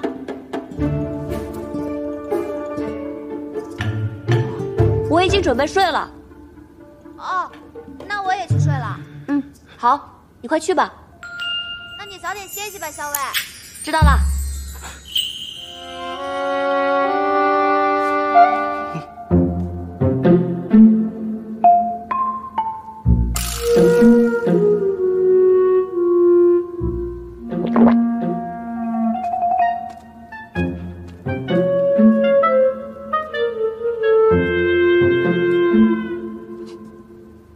你捂着眼睛干嘛？脸这么红啊！太热了这儿。基夜露重风寒，皇孙居然觉得太热了。你刚才为什么要帮我遮掩？深夜擅闯女子卧房，皇孙不嫌瓜田李下，我还嫌。我跟你说个正事，今日你用50车粮草换取建州，明显不公。我知道你们崔家在荆州埋伏着人手，我父王被孙敬扣在京中，我想借你们人手一用，救出我父王。皇孙真是毫不客气呢。我要是偏偏不答应呢？你要是不答应，那我就……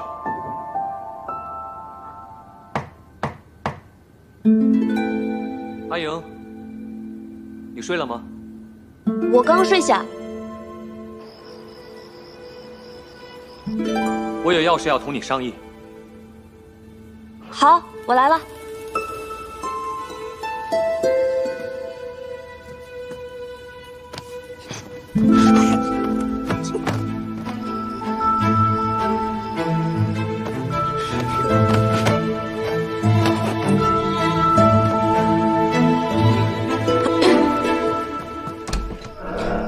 公子。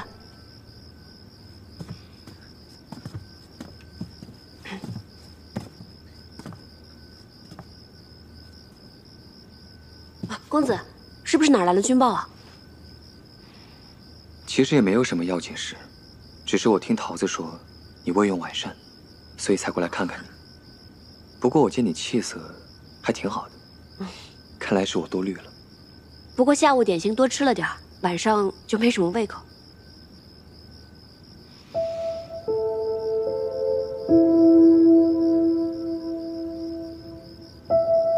那你早点睡吧。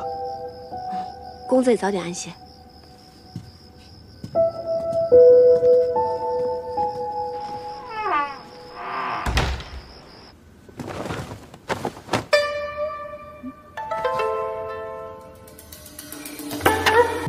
孙敬这是围魏救赵，逼我们退出洛阳。我还是动身回瀛州吧。现在回去也来不及。那怎么办？主要瀛州路途遥远，若是能借到望州，倒是可以在路程上节省好些时日，既能解瀛州之围，又可拿下洛阳。可望州在李逆手里，只怕他不肯借道啊。以我们现在的实力，这件事情还是有商量的余地的。什么？瀛州告急？消息非常可靠，孙敬大军已经在路上了。看来崔家军肯定会有所行动，但他们未必能赶到瀛州啊。若要及时赶回的话，崔林得需借到望州。你什么意思？是要把望州借给他们？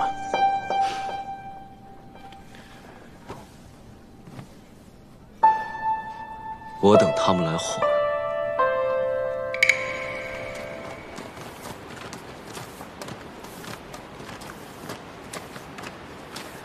超儿，你陪桃子姑娘去找医书。是。桃子姑娘，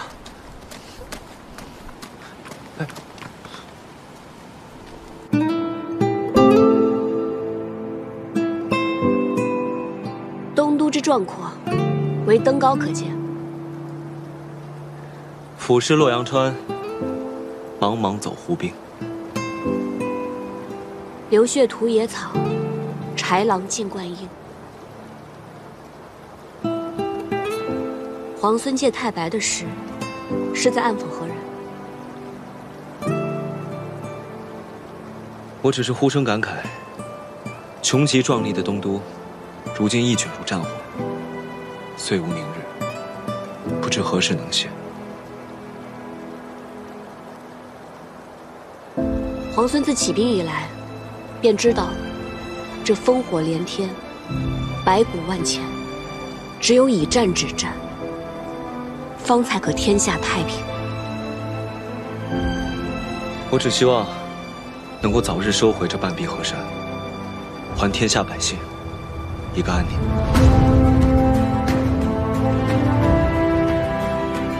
我也希望。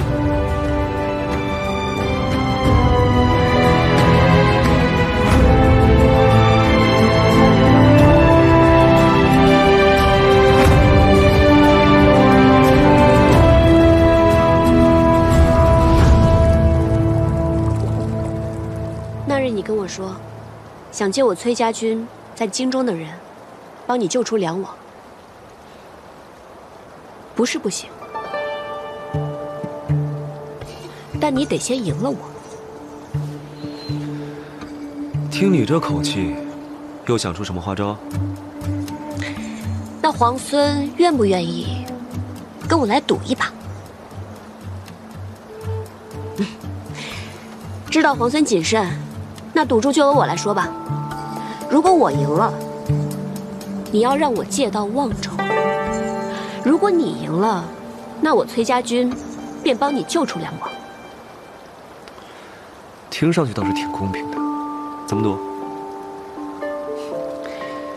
怎么赌？其实很简单，你闭上眼睛，我从1数到10，在数到10之前。如果你忍不住睁开了眼睛，那你便输了。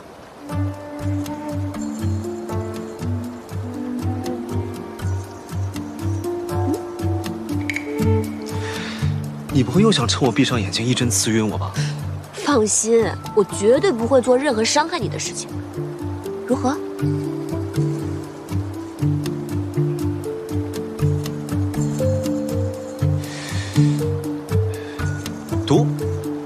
过呢，我要自己来数数。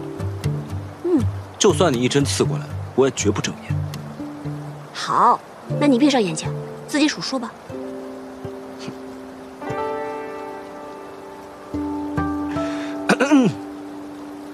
1、2、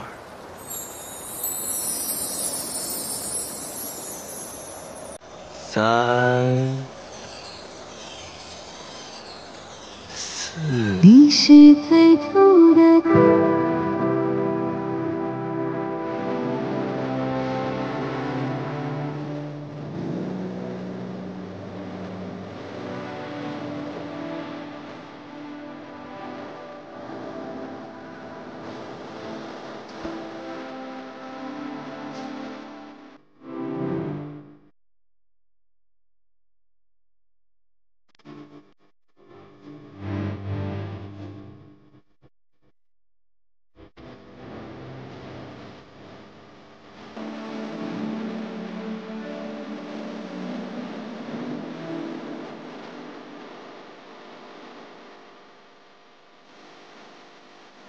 你输了。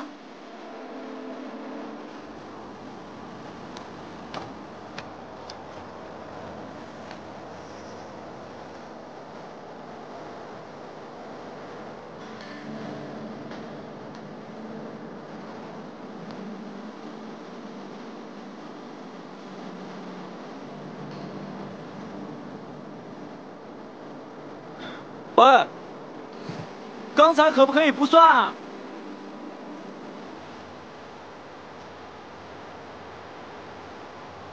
刚才可不可以不算？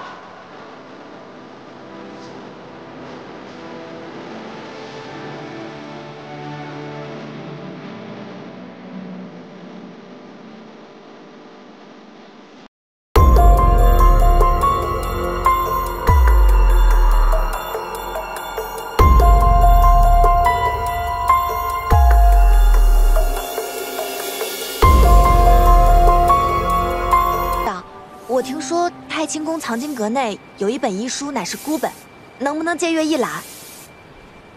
祖师爷立下的规矩，藏经阁中的书从来不外借。道长，我愿意诚心为观中挑水洒扫，只请道长能够允许我入阁借阅。挑水洒扫都是重活，你一个姑娘家，道长，我愿意帮他挑水。道长，我也愿意帮他洒扫。道长，我也愿意帮忙。还请道长行个方便。那烦请二位去挑水，烦请你们二位去洒扫藏经阁。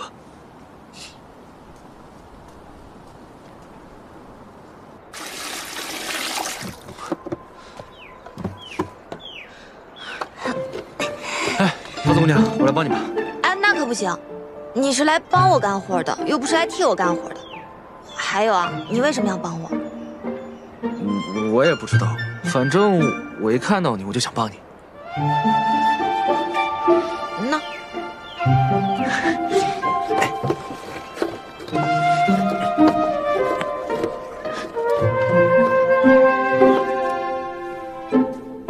看二位的模样，都是读书识字之人，还请二位在洒扫时爱惜书籍。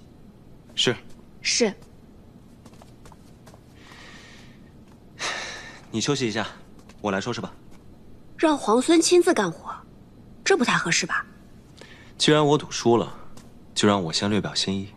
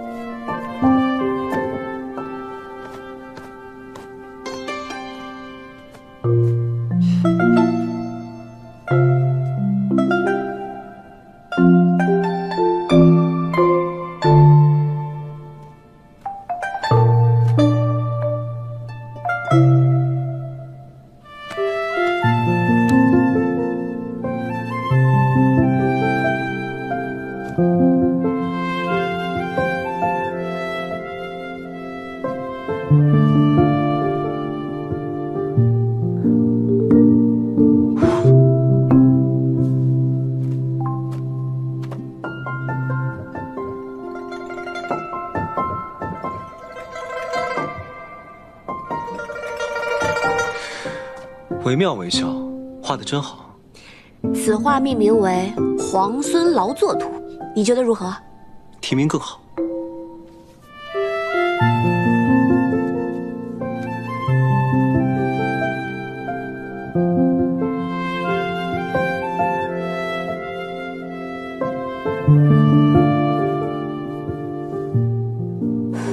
想必这是要赠予我了。这是我画的，为何要赠给你啊？可你画的分明是我，自然归我。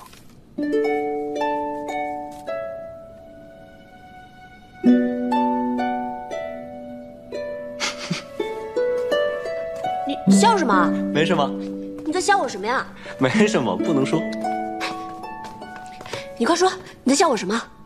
要是我说了，你不许生气啊。你先说来听听。你呢，将我放在你胸口，日日夜夜这么带着，思念时还可以拿出来看一看，我自然高兴，我一高兴就笑了。油嘴滑舌。哎呀，多谢强赠。你这个人，真是无孔不入。好了，我们说正事吧。既然你赢了赌约，那我依约让你借刀望州。只是，你如何才能答应我救出我父亲？那你不妨考虑一下，帮我攻下洛阳。好说。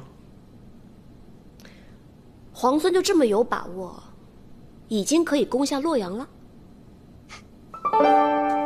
首先呢，你我联手陈兵洛阳城下，就已经有了5分胜算。郑国公被擒，7分胜算。福云儿虽然悍勇，但他并不明朝中的政局。更不知那些世家的打算，9分胜算，这都已经有了9分胜算了。这个洛阳城，不尽在掌握之中吗？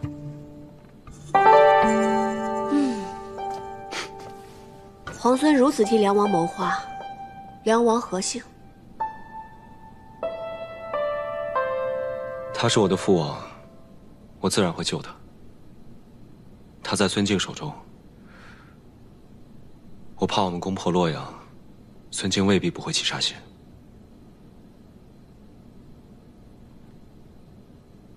那不如置之死地而后生。置之死地而后生。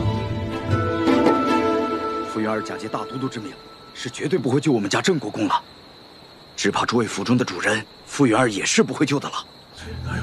那怎么办呢？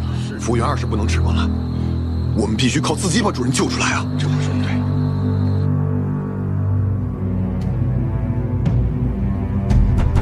将军，出事了！进来。郑国公的家人率着私兵打昏了城门守卫，开了城门，引镇西军和崔家军入城了。什么？完了，全完了！这些蠢货！没想到，这洛阳城葬送在他们手里。我要杀了这些蠢货，斩死寻常！撤！先去粮堂，放阵势去了。镇西军崔家军合围攻击洛阳，围城多日，难以强攻。李逆巧妙用计，令郑国公家人撕开城门，镇西军崔家军才得以潜入洛阳。傅云儿奋起反抗，率守军苦战2日1夜，终于不敌。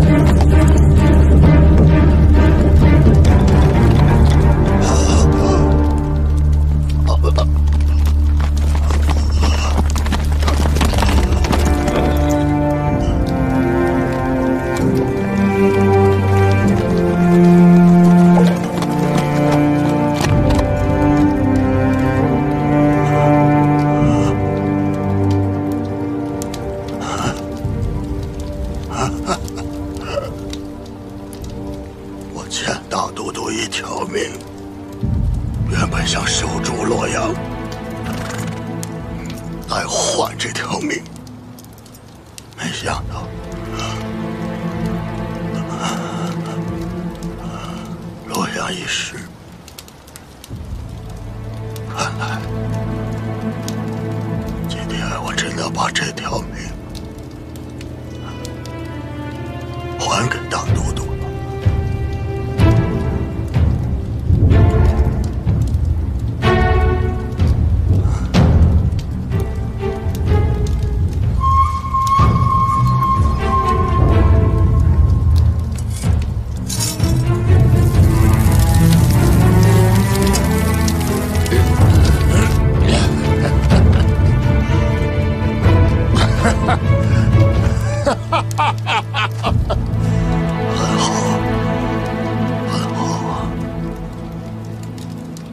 将来的天下，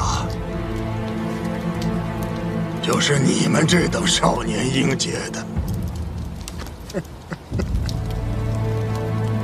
等到你和他争夺这天下的时候，那将是何等的精彩啊！可惜，老夫看不到了。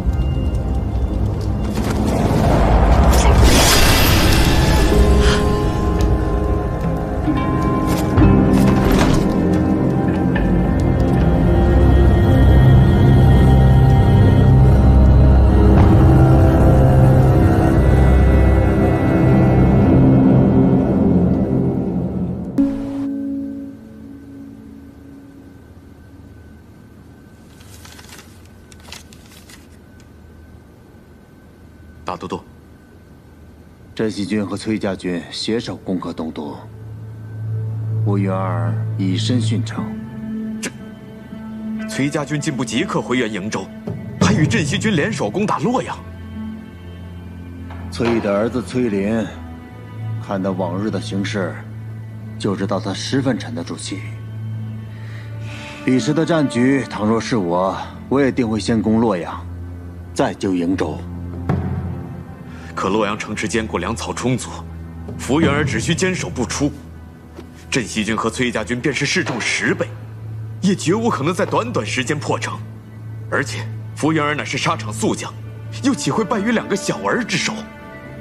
此战失利，是我用人之错。此次洛阳之失，倒是给我提了个醒。强敌不过是外力，真正能摧垮自身的，往往是内力。这西长京看似固若金汤，恐怕已有漏洞。臣这便着人去查京都各世家，严防其与逆军暗中勾连。暗中勾连之人，又岂止在世家呀？石七郎，崔家军拔营了。什么？拔营？对。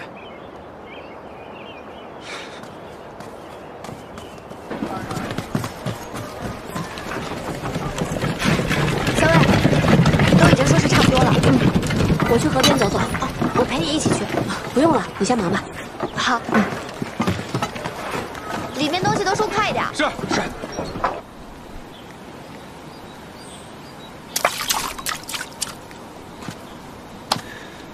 怎么说都不说一声，就突然要拔营搬出城了？我们崔家军如何行事，还要向皇孙禀报啊？那倒不是，只是走得匆忙，想起不能送你一程，又想起不久后你便要回瀛州，从此山高水远，不知何时才能相见。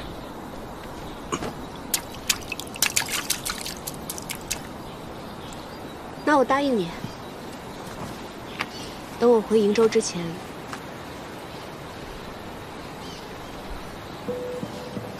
一定好好来跟你道别。你说的。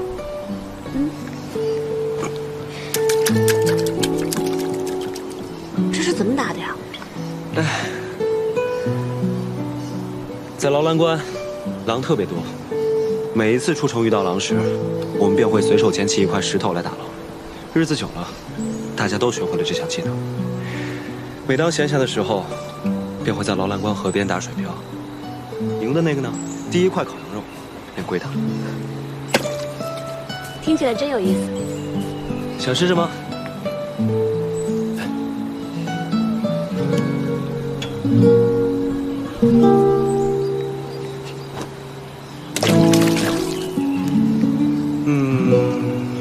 不够远，我教你。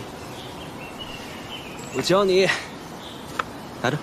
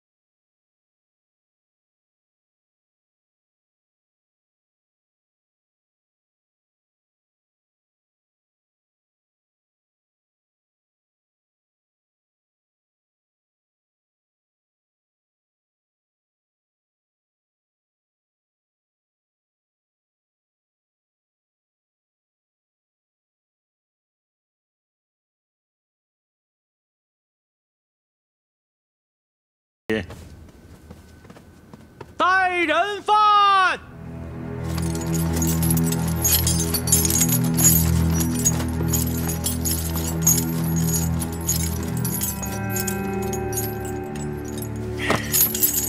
结硕申吏部家里见过皇帝陛下，陛下万岁万岁万万岁！好了，你说你要出手，到底出手何人？家里要出手崔乙，崔乙本与我们乌洛首领谈妥了，只要我们退出白水关，就会私下给我们盐和铁器。但他背弃承诺，不仅追杀我们和方工部，还硬说我们2个部落的老弱妇孺是精兵强将，割下他们的首级充当战绩。陛下，此人乃崔乙俘获的申吏部首领，战败嫌恨，叛污大将，所以才作此言呐！胡说！我们结硕人是最直爽的，打不赢就是打不赢，输了就服气。崔乙明明答应只是假打一场，他却杀了我全部族老弱妇孺，我怎能服气？那崔乙在时，你为何不当庭揭发？那时未见过天子，不知陛下如此宽厚仁慈，不仅赦免了我的性命，还赐我衣裳，令我在京都居住。这时我心中才明白，崔乙所做之事，并非是皇帝陛下所吩咐的，而是他自作主张。朕就说，以德感之，必定会报之以德。你们看看，这个家里，就是被朕感化了。陛下，崔乙乃我朝大将，崔家世代镇守营州，而且与他们连年交战，崔乙没有理由与他们勾结呀。陛下，所谓养寇自重，武将从来都是以战功胁迫朝廷。他崔乙怎么就不会与结硕勾结呢？这家里说得清楚明白，崔乙杀了其老弱冒充军功，就这一条就是欺君罔上。此言荒谬！崔家子侄死于结硕之手百余，而且崔乙的结发妻子为了守城力战而死，被我朝敕封为武烈夫人。他与结硕有血海深仇，你说崔乙如何会与他们勾结呀？陛下，事出反常必有妖。白水关大捷来得太巧了，怎么就那么巧？崔乙的养子刚劝降，白水关就丢了，而崔乙的大军偏巧就在那左近，如同等着立这场大功一样。臣以为当彻查此事。臣更不明白，为何裴大将军不知崔家军军务，却百般替崔乙辩解？难道也有此等冒功欺君之事？你含血喷人！哼，若不是心虚，怎么裴大将军就一口咬定崔乙与结硕并无勾结？这等十恶不赦的大罪，难道裴大将军能用身家性命替崔乙担保不成？这等大罪，难道有裴大将军担保，就不应该彻查清楚吗？你胡说！够了！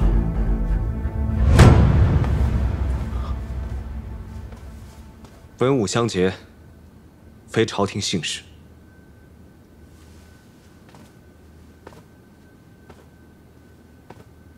你既然口口声声说崔乙与你们勾连，那又是如何与你们勾连的？派遣谁去乌洛密谋？既有密谋，你又从何得知？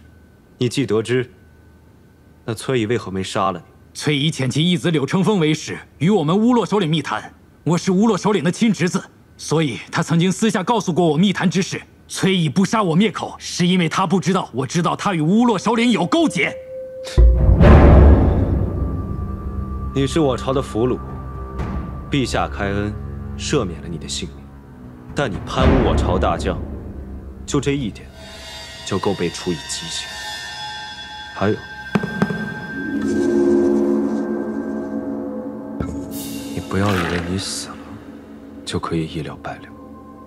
我会亲自带兵，踏平你们乌洛的王朝。我说的都是实话，就凭你的一面之词，就想污蔑崔乙大将军。崔乙的儿子柳成风也出手了，不妨把他叫进来问一问，他知道的比我更清楚。好了，带柳成风上来。是。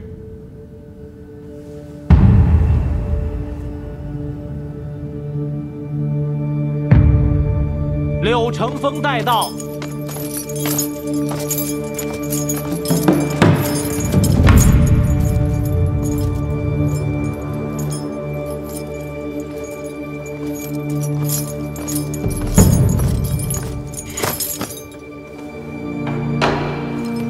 有罪之人柳成风，拜见陛下。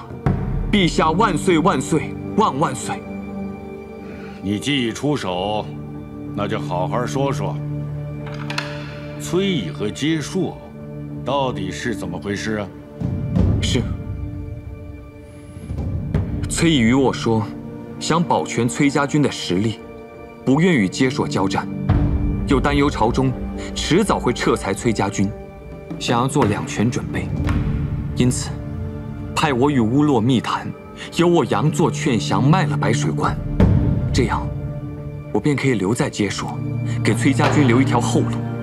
但其实崔乙早就与乌洛谈妥，由他领兵至白水关，乌洛佯作战败，如此崔乙便立下大功，这样朝中也必不会撤裁崔家军，崔乙亦可进退自如。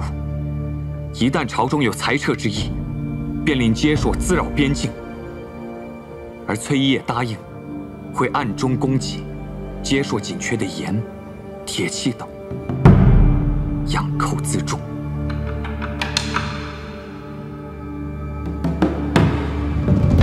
那你为何今日出手啊？崔乙以我为棋子，卖了白水关，又令我背负骂名。我深感难以面对九泉之下亲生父母列祖列宗，但更因崔乙寡廉鲜耻，却高居庙堂，世人都以为他是有功之臣。罪民自知，万死莫属。但罪民身为天朝子民，不能通敌卖国，这是最后良知。因此，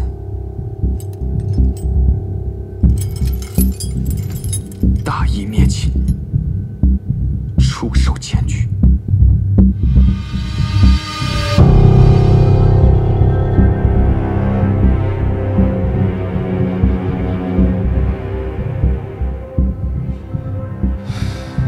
柳成风啊，柳成风，崔乙对你有养育之恩，你怎么能够为了一己私利，如此污蔑他？太子殿下如此维护崔乙，难道不正是因为一己之私吗？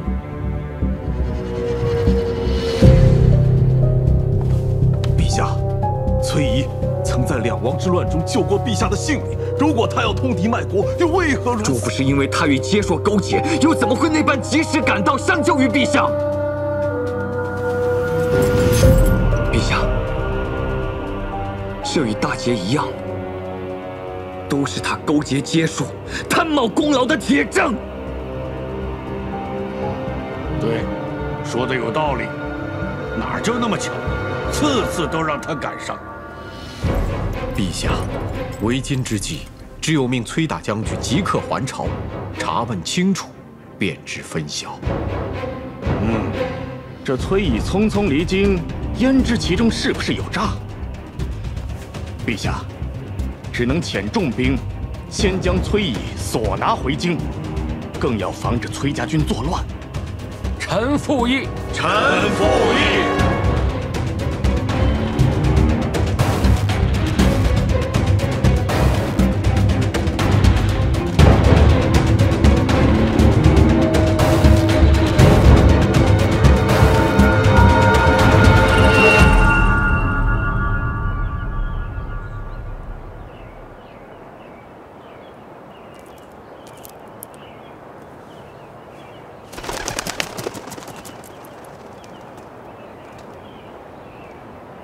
小姐，咱们要不要赶紧走？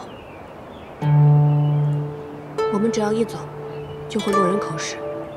可是不走的话，大将军只会更加担忧你的。这是一张精心织就的大网，敌人从四面八方而来。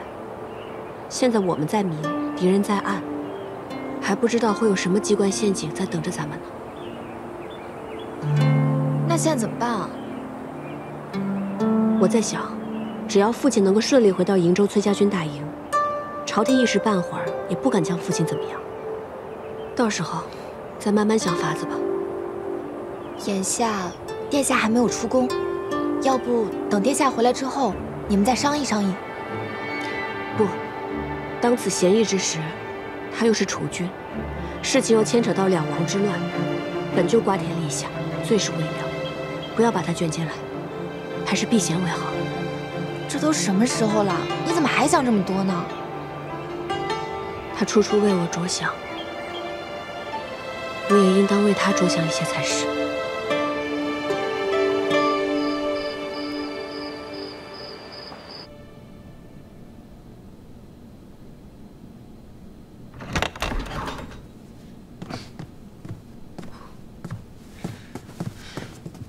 十七郎。我出了宫就一直在等你，等到半夜也没见你去。你这府里到底是怎么回事？我刚一路进来如履平地，万一有刺客怎么办？因为十七郎是最好的斥候，所以才会如履平地呀。这要是换做旁人，早就变成刺猬了。真的假的？我不信。来人！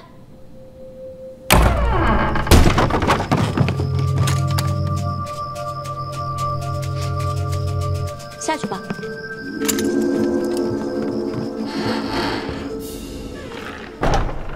现在信了吗？信了，信了，这回我放心了。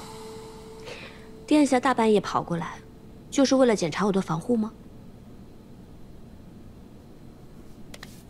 我担心你和崔大将军。这等阴损的招数，也只有阴险之辈才想得出来。他们未达到目的之前，是不会行刺我跟阿爹的。阿英，放心吧，我不会有事的。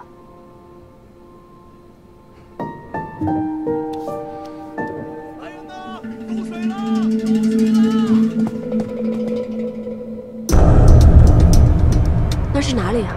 突然走水了。是大理寺。走了。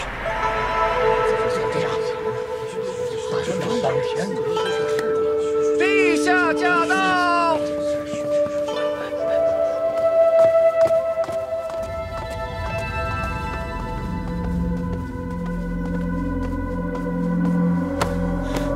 惊扰了陛下，臣等罪该万死。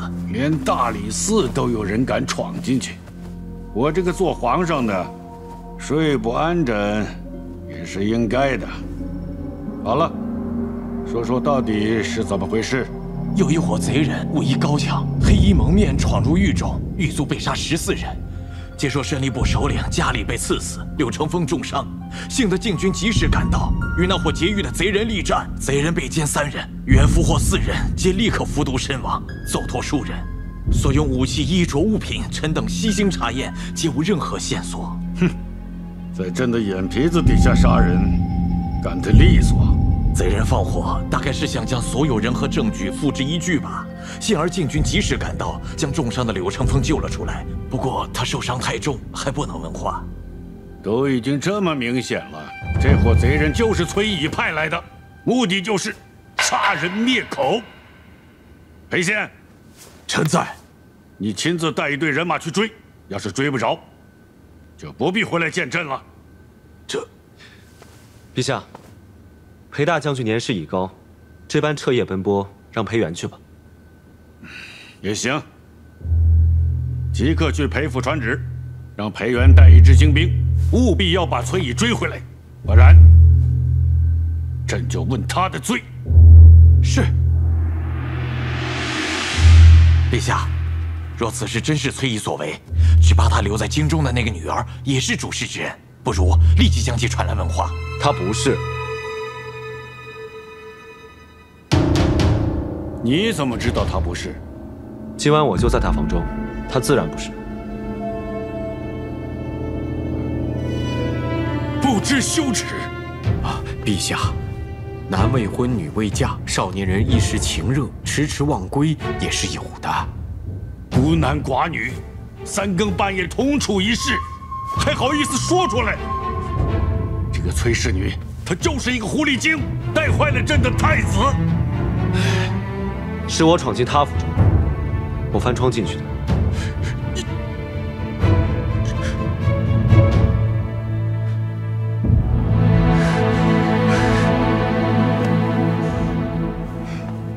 今天我就把这话说明白了，我就要娶崔琳为妻，谁劝都没有用。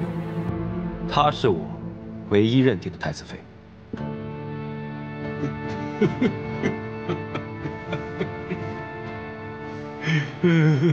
我这是做了什么孽啊！生下你这么一个冤种，是上辈子结的仇，这辈子来要我的命的！陛下，陛下，陛下，陛下慎言呐！如此会寒了太子殿下的心呐！朕算是明白了，他只要气死朕，啊，他自己就可以当皇帝。我这还有什么意思？我还不如死了算了。太子殿下，就认个错吧。陛下毕竟已经有了春秋，莫说殿下为人臣，就算是为人子，也不当如此啊。太子殿下，太子殿下，太子殿下。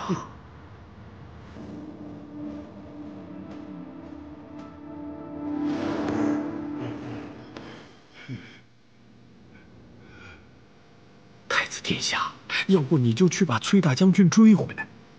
追回来之后，查清原委，一切不都了结了吗？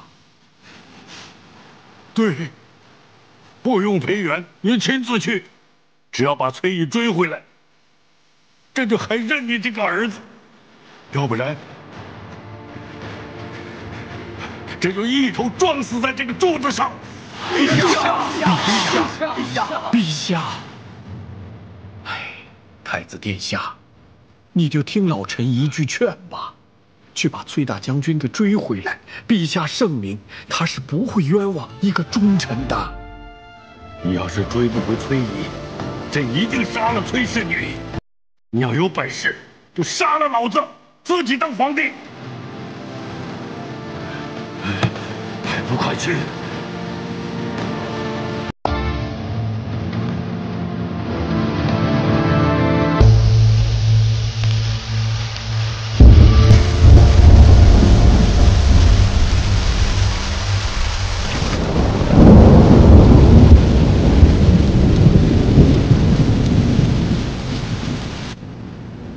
陛下，陛下，已经让太子在殿外跪了足有大半日了，再跪下去，只怕伤身。不管他，这个逆子每天上朝就知道逼朕，非要说那崔乙是清白的。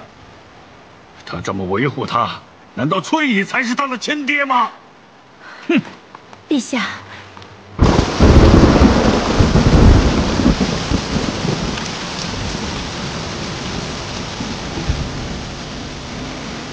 陛下这是气糊涂了。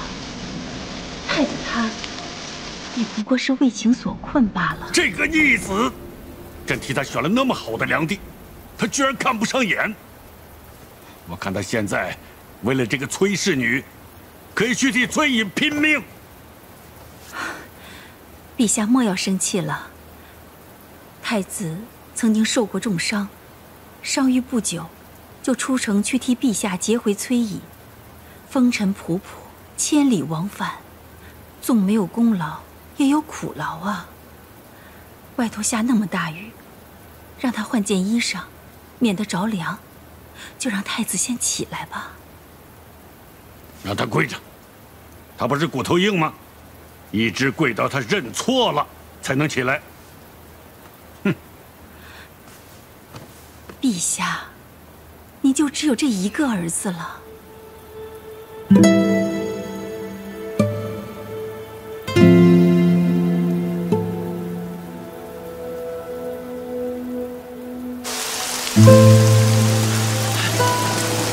殿下，陛下让您起来，命老奴扶着您更衣去。殿下，去告诉陛下，不还崔乙清白，不让崔乙之女做太子妃，我就不起来。殿下，您这不是让老奴为难吗？将我的原话告诉他。照我以前的脾气，我早就回老兰国了。如今没有办法抛下天下不管，让陛下好好想想，是污蔑崔乙重要，还是李密的性命重要？快去！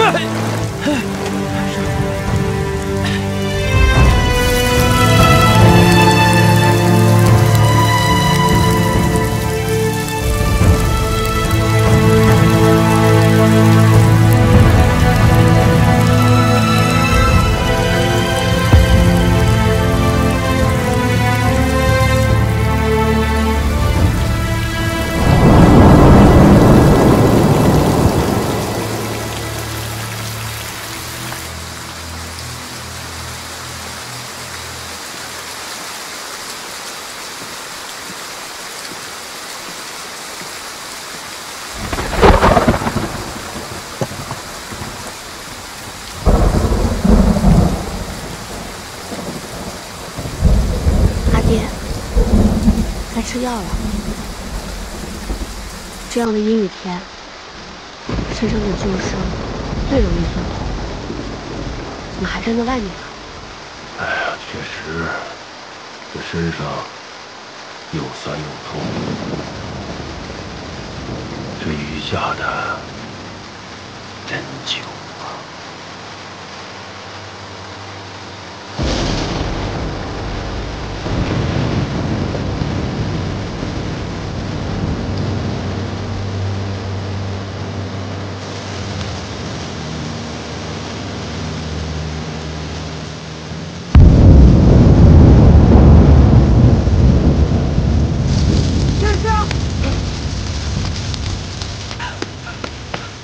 殿下，您赶紧起来吧，就当是老奴求您了，老奴求您了，何必跟陛下赌气呢？您自己身子要紧啊，殿下，老奴求您了啊，起来吧。赌气？朕大臣闻冤，迫害众人，非人君之岂可？崔大将军可是救过陛下的命，我这叫赌气吗？陛下怎能心存此糊涂之事？除了敌人的奸计，他怎能如此为之？他怎能如此为之？朕大臣闻冤，迫害众人，非人君之岂可？崔大将军可是救过陛下的命，我这叫赌气吗？陛下怎能心存此糊涂之事？除了敌人的奸计，他怎能如此为之？他怎能如此为之？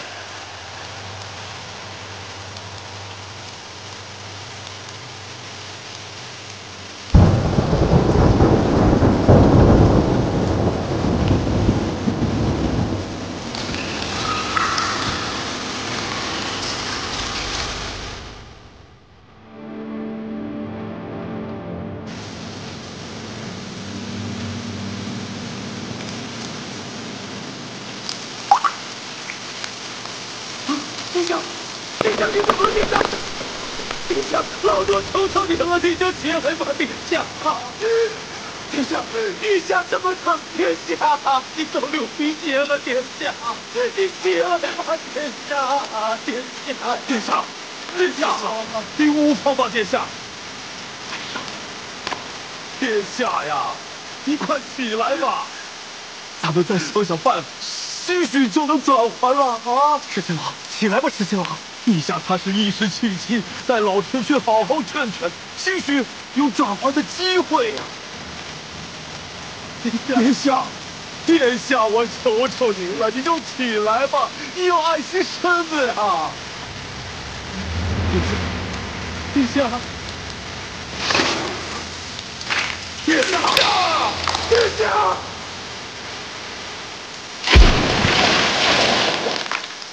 殿下，殿下，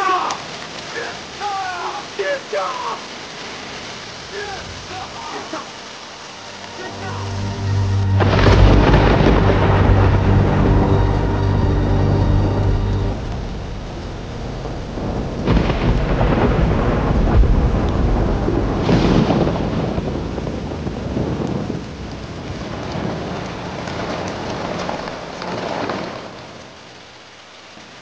这么晚了，你还不睡啊？我忽然想起一件事情来。什么事啊？没什么。桃子，你帮我去门口看看小裴将军在不在。他要是在的话，就说你想见他，请他进来吗？嗯。可现在这么晚了，雨又下得这么大，他若是不在呢？总觉得坐立不安的，不知道是不是这雨下得太大了。没事的。前些天，父亲是独自回来的。这些天，李逆没有请人来过，自己也没有来。我看他呀，是不好意思来咱们这儿。毕竟大将军是他追回来的，也是他害得大将军和你被困在这府里。外面现在都围得像铁桶一样，咱们都还不能出去呢。我在想，不久之前，他曾经受了那么重的伤，这一次去追父亲，只怕往返不止1000里，而且回来之后，一日也不曾休息过。桃子，你是知道的，他这次内伤真的很严重，你还是帮我去看看小裴将军在不在？我这心里七上八下的，总觉得要出事。你不要担心，我现在就去看。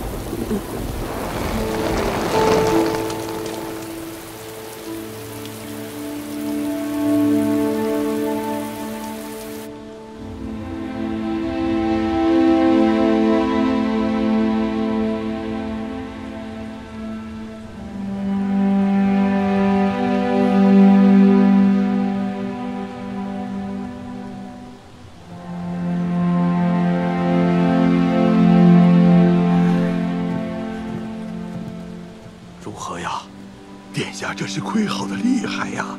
当初受了那么严重的伤，这半年都应该好好将养才是。但奔波操劳，又急怒攻心，在雨里又跪了那么久，内虚外耗，不太好啊！老奴这就去回禀皇上。那我先开个方子。我记得当初有个叫桃子的姑娘，擅长金针之术。殿下当时的伤，就是多亏了她。如今要不还请她来给殿下针灸？父亲，哎呀，我去请桃子。好。哎呀，哎呀，殿下，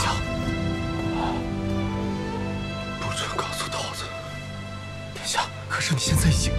殿下，陛下已经允了你的请求，相信崔将军无罪，只是……殿下，顾两地求见。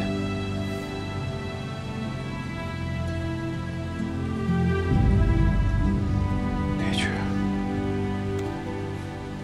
放心。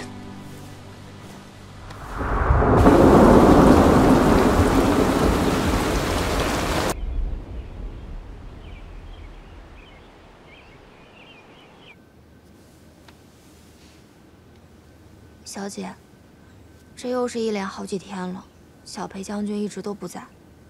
我托门外的禁军给他带话，他也一直不肯来，也不见他有一句半句的回话。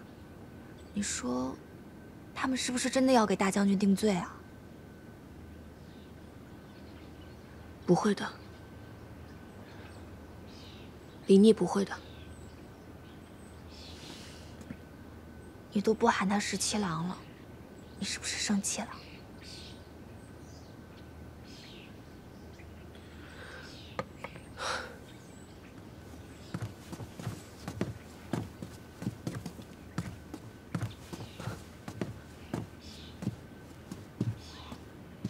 哦，桃子姑娘，常儿也来了，但她未奉诏不能进来，不如你和我出去，和她说几句话。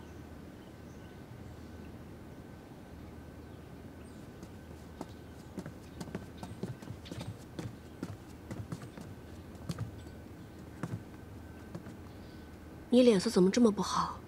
是出什么事了吗？没有。阿阳，陛下和朝中群臣都觉得崔大将军是清白的，陛下也答应了，让我娶你为太子妃。但是有个条件，解散崔家军。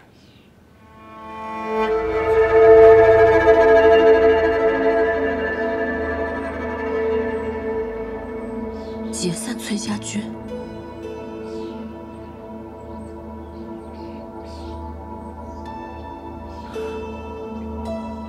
我不能答应。你放心，崔家军解甲归田，兵部会做好善后。如果朝廷觉得崔家军人数太多，可以撤裁部分，但是不能解散崔家军。你知不知道，崔家军是我阿爹的心血，是我崔家的命脉。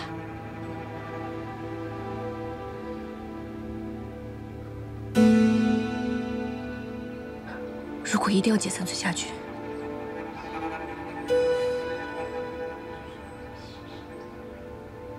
那我宁可不嫁给你。不行，你必须要嫁给我做太子妃，不然我很难保全你们父女的性命。那你为什么要追阿爹回来呢？如果不是你去拦他，他现在已经回到瀛州了。如果他回到瀛州，我们父女就不会像现在这样，龙如鸟，针上肉，任人宰割。更无需你说的，来保全我们父女性命。阿姨，你还不明白吗？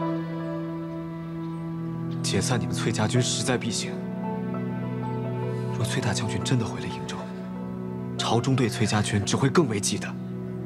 到了那个时候，更是不得不兵戎相见。结硕仍在虎视眈眈。如果解散了崔家军，叫我们瀛州百姓该如何？叫我们崔家军10万将士何去何从？朝廷就因忌惮我们崔家，这些就不管不顾了吗？朝中不只有崔家军能战。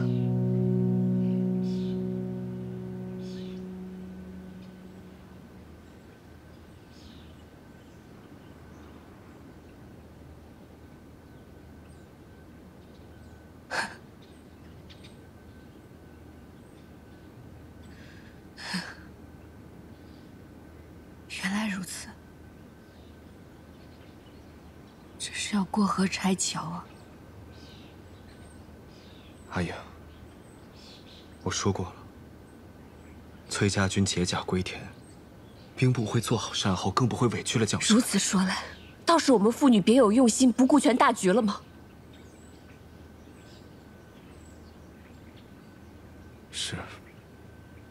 我知道你想保全所有，但是世上很多东西难以两全。我已经尽全力想要保住你和崔大将军，所以朝中才会答应，只要解散崔家军，你就可以做太子妃，那么崔大将军就是我的岳父。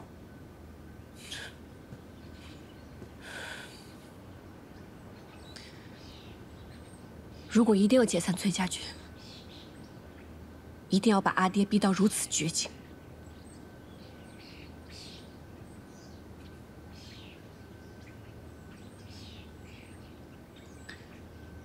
那我还是不嫁给你了吧。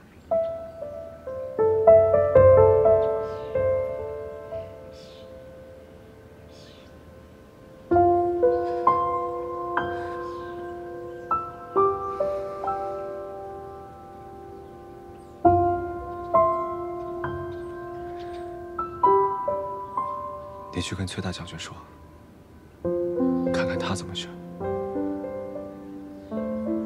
解散崔家军，你做太子妃；你不做太子妃，也得解散崔家军，否则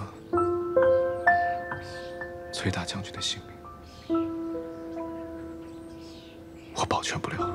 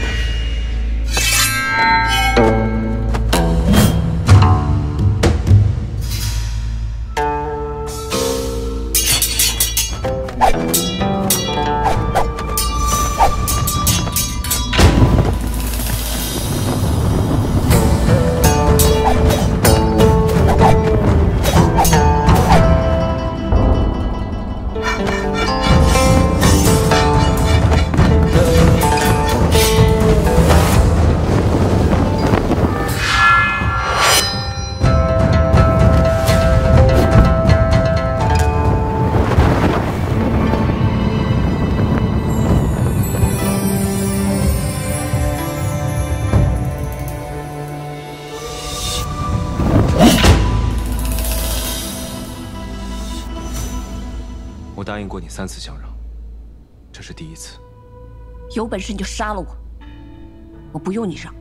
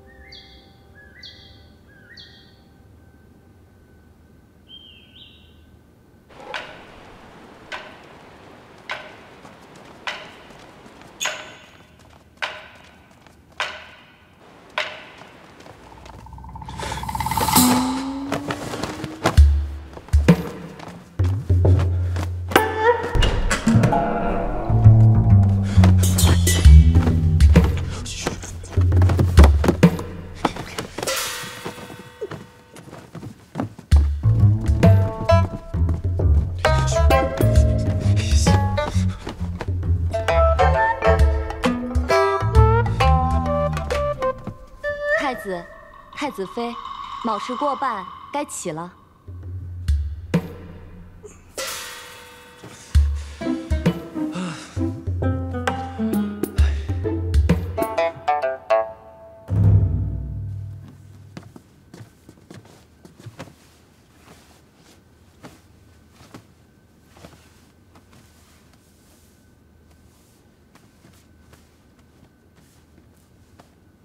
太子殿下。 太子妃殿下，请去凤章殿给陛下、皇后娘娘问安。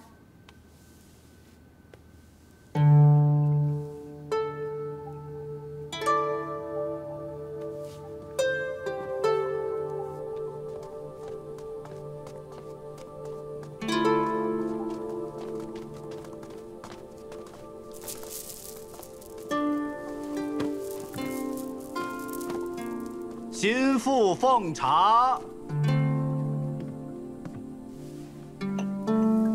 父皇。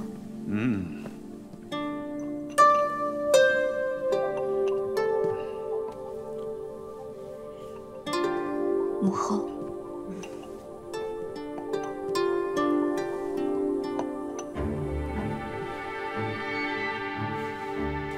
起来吧。谢父皇。 谢母后。太子取得心腹，你二人从今日起，需同心同德，互敬互爱，方是夫妇之道，大伦之本。儿臣遵旨。太子妃是心腹，宫中多有规矩，东宫里的事务也甚是繁琐。我身边的赵女使颇为得力。 便将她赐予东宫，服侍太子妃。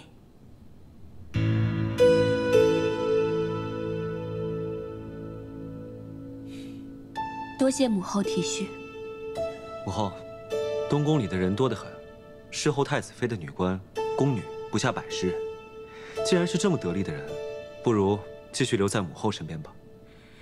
你们男人呐，哪懂得做心腹的难处？ 若没有一个得力的女官帮衬，不知道要费多少力气和心思。既给了太子妃，太子便不要推辞了。是。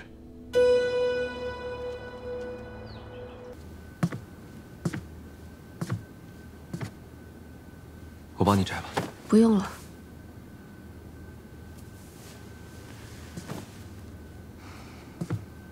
一会儿吃些东西再睡吧。不能不吃东西啊。等会儿桃子做甜汤来了，喝2口。太子殿下，太子妃殿下，顾良娣前来拜见2位殿下。叫他回去，说我身子不舒服。是。且慢，差点忘了，这东宫里面还有位顾良娣呢，请他进来吧。是。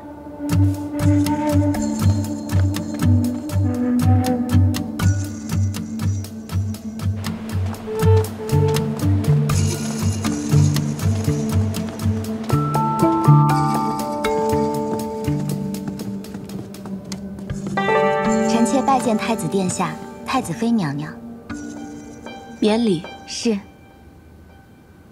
原本一早就该来给太子殿下和太子妃娘娘问安，但想着今晨太子殿下和太子妃娘娘都要去凤章殿给陛下和皇后娘娘问安，所以直到此刻晚娘才来。明日臣妾一定5更就来，侍候太子妃娘娘梳妆。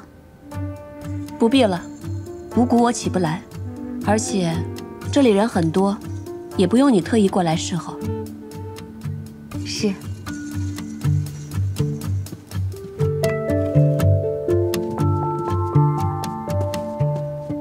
臣妾修了一幅鸳鸯图，恭贺太子殿下与太子妃娘娘大婚。修得不错，娘娘谬赞了。自从太子殿下大婚的消息传来，婉娘心里是比谁都高兴。一来是婉娘有幸与娘娘算得上是旧识，知道娘娘是睿智爽利之人，没有半点女儿家的扭捏；二来娘娘成了太子妃，太子殿下心里高兴，婉娘自然也心中欢喜，觉得有了主心骨。顾良娣这副鸳鸯绣的确实不错，刚好我这儿还缺一个屏风，那就再帮我绣一个大绣屏吧。不麻烦你吧？娘娘真是太客气了，不麻烦。娘娘看得上是婉娘的福气。那就好，我累了，你先回去休息吧。是，臣妾明日再来给娘娘问安。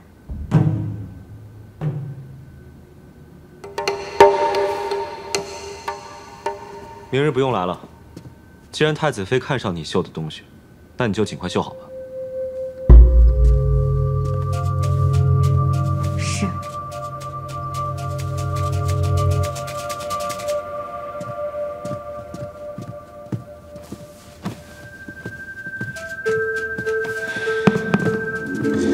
要不换件衣裳再睡？太子妃定然是故意的，哪有这么早就歇午觉的？明明知道良娣今日是一定要拜见他和太子殿下的，他就是存心怠慢您，还让您绣屏风。那绣屏那么大，得绣到何年何月去？最可恶的是，太子殿下也站在他那边。住嘴！太子殿下也是你可以抱怨的。太子妃乃崔大将军独女，性情骄纵，5更都不肯起来。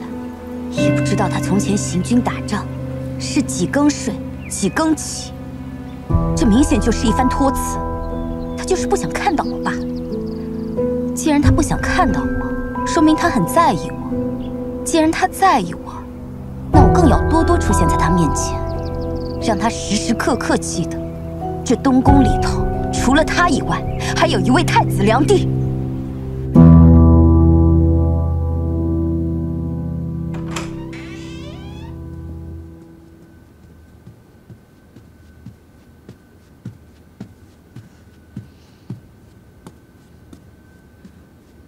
殿下，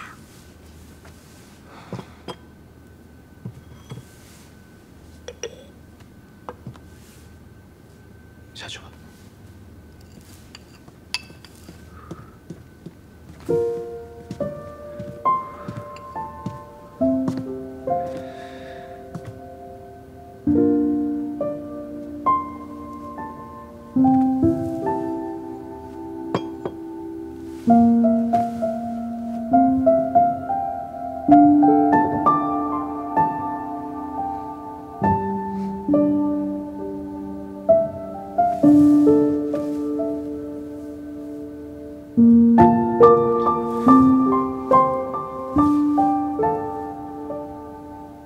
汤到了，桃子刚送来的，喝2口吧。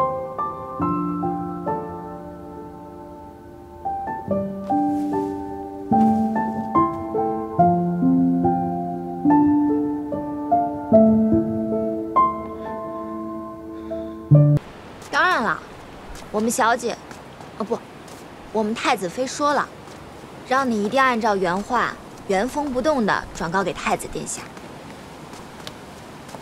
那好吧。快去吧。哎，桃子，我们好不容易见一面，你就要这样子赶我走啊？我不是赶你走，不是你说的吗？着急回太子殿下的话。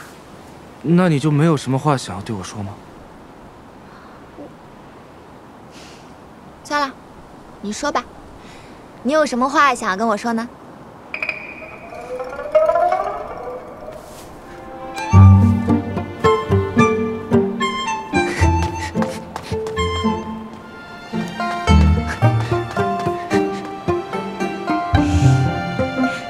傻子，跑那么快。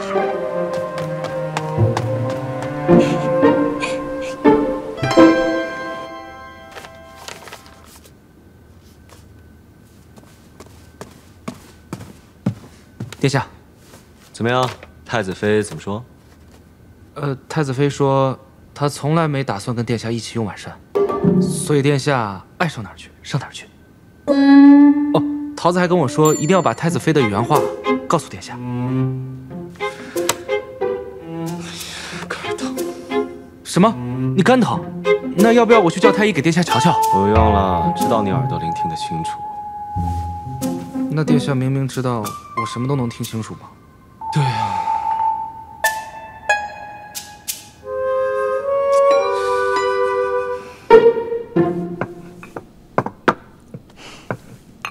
梁帝，太子殿下来了。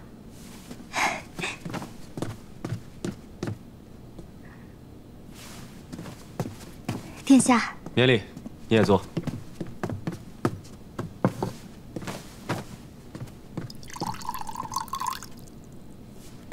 下午听说殿下要来用晚膳，这些菜都是我们梁帝亲手做的。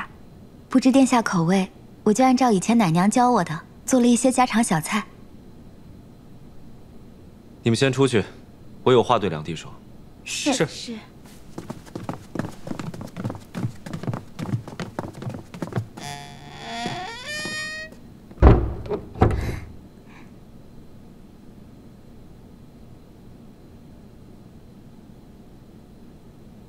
顾小姐，你对我一直挺好的，且我心里明白你是怎么想的。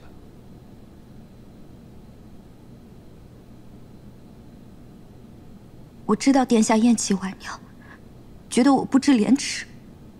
趁殿下不在京中，陛下赐婚，我就入了东宫。可是，其实婉娘也是没有办法。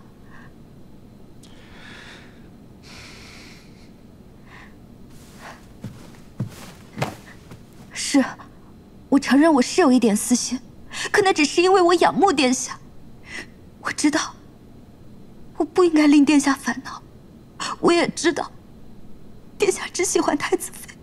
这事跟太子妃没关系，就算没有她，我也不会喜欢你。我救你，是因为哪怕不是你，是别的人，处于那种危险的情形之下，我都会去救的。我不求你回报什么。之后你也做了很多事，替我绣了我阿娘的绣像，替我寻回奶娘，并且照顾她，我都感念于心。婉娘不求殿下感念。当初我回京，你已经入了东宫，成了太子良帝，而且刚寻了短见，所以有些话，我觉得不合时宜跟你说。但我今日来，我就想把话说清楚。我不想耽误你的终身。殿下，我的终身就是殿下呀！殿下，你怎么能说这样的话呢？虽然我是太子，但除了太子妃，我并不打算要其他良地、宝林什么的。我知道我现在逐你出东宫等于逼你去死，所以你就在东宫好好住着。我偶尔也会来坐一坐，让你面子上过得去。在这东宫里，也不至于难堪。但我不会和你有任何情分，只能让你担着良帝这个虚名。不过你不必拘着，等你将来有了意中人，告诉我一声，我安排你假作病逝也好，出家为道也罢，找个由头，将你送出东宫，改名换姓，从此以后与意中人成亲。你还这么年轻，应该与一个两情相悦的人共度一生。可是婉娘只喜欢殿下，婉娘只想跟殿下共度一生。殿下说这些，就好像拿着刀在婉娘的心上割一样。婉娘实在不知道自己哪里做的还不够好，让殿下这样厌弃婉娘。你哪里都好，只是我不喜欢你罢了。可是婉娘喜欢殿下呀，婉娘比太子妃更喜欢殿下。太子妃性格刚硬，处处与殿下争执，而婉娘只要得到殿下哪怕一丁点的喜欢，婉娘就会心满意足了，一定不会像太子妃那样对殿下的。而殿下，你对太子妃那么好，可是她是怎么对你的呢？那是我们的事。顾小姐，我想你从头到尾都应该清楚，一厢情愿跟两情相悦，那是天差地别。殿下，殿下都没有给过婉娘机会，你怎么知道以后和婉娘就不会两情相悦呢？我不喜欢拖泥带水，我更不喜欢含糊其辞。顾小姐，该说的我都说了，你保重。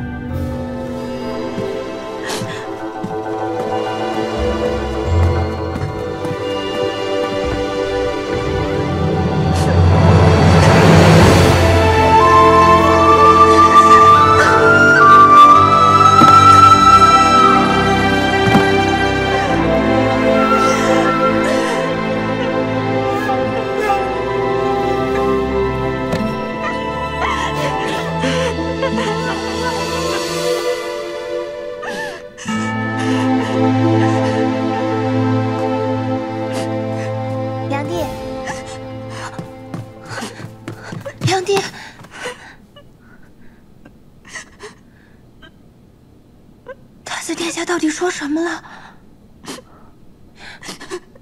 好像殿下一点也没吃啊。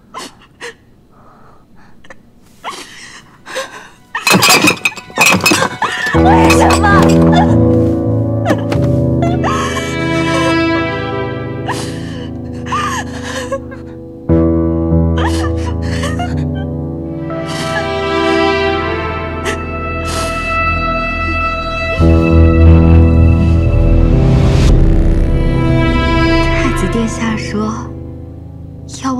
待在这东宫里，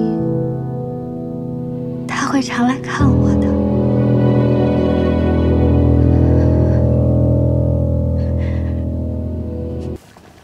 殿下，去给我拿一双筷子。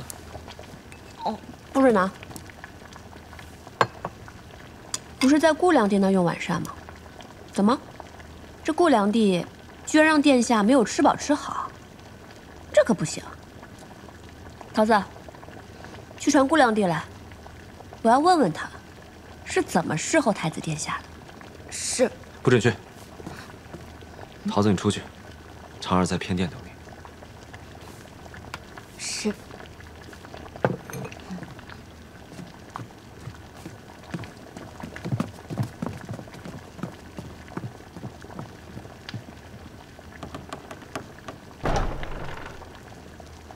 殿下这是怎么了？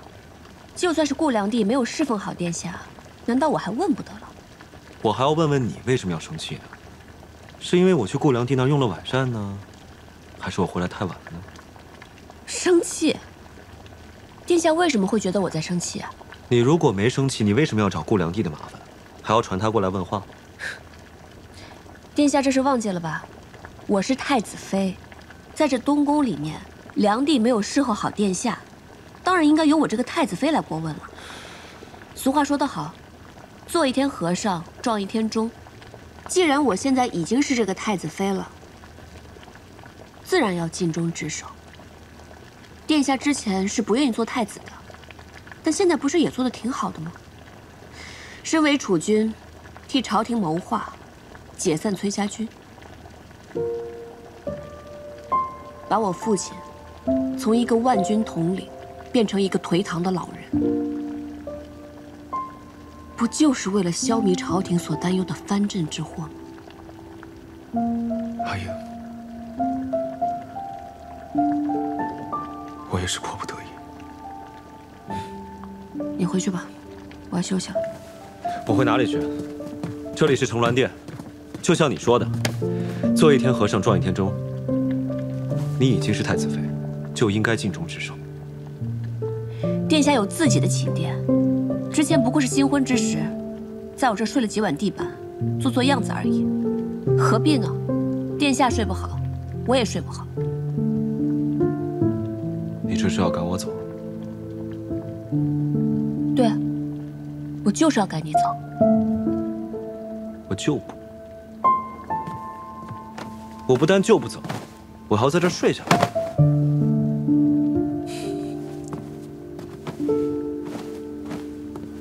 殿下今晚就算不愿意走也得走，我今天晚上不想再睡不好了。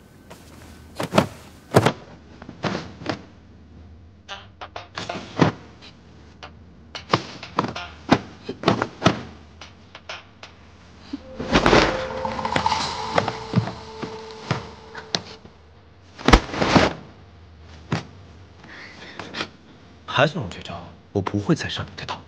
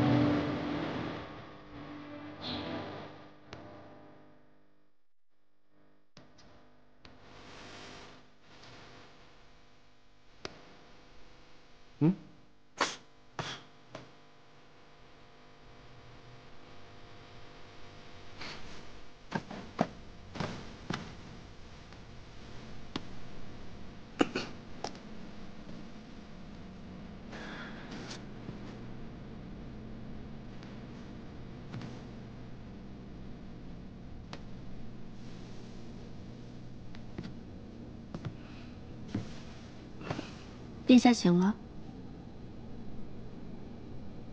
昨晚，我们……殿下不用放在心上。些许小事而已。小事？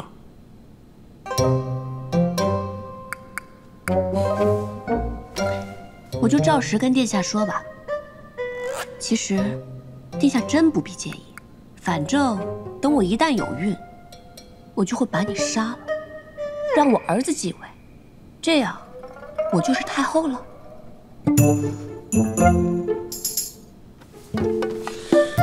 怎么？殿下又觉得自己上当受骗了？但你也没吃亏啊。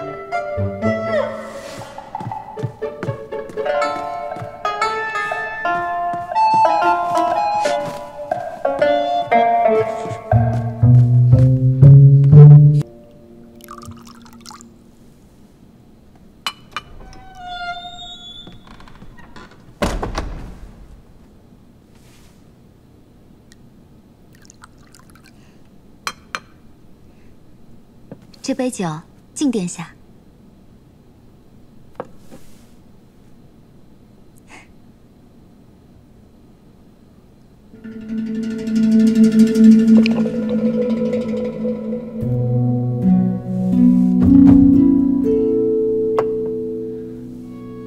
这酒烈得很，也不要再饮了。是。殿下尝尝这羊肉糕。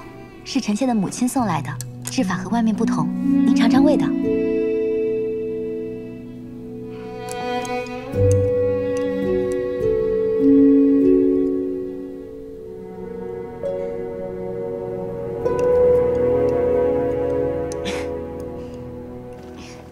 那你怎么跟耳朵说的呀？我就跟他说，这么重要的事情，我可得好好想想。然后他就问我说：“那我想这个事儿，你得想多久？”我说：“那这个事儿我也得想想。”你笑什么呀？我在想，那不得给耳朵急的抓耳挠腮的。那倒也没有。不过他这几天看起来是有些着急，好像总想问我想好了没有，又不好意思问，憋回去了。那你说说看吧。 这么大的一件事情，我仔细想想，不是很正常吗？是，特别正常，一定要仔细的想好了啊。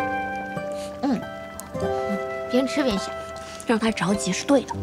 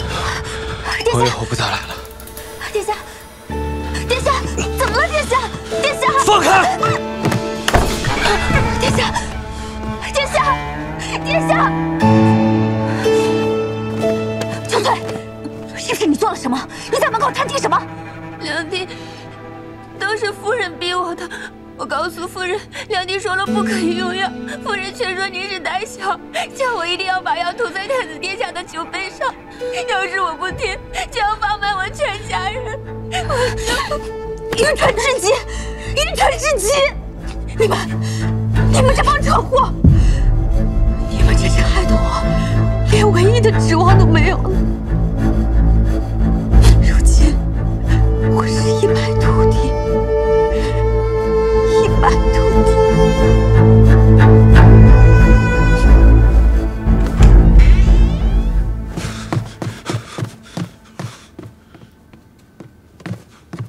殿下做什么？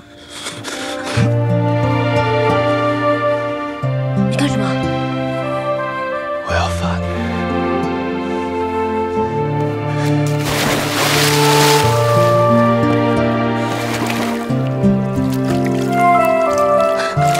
干什么？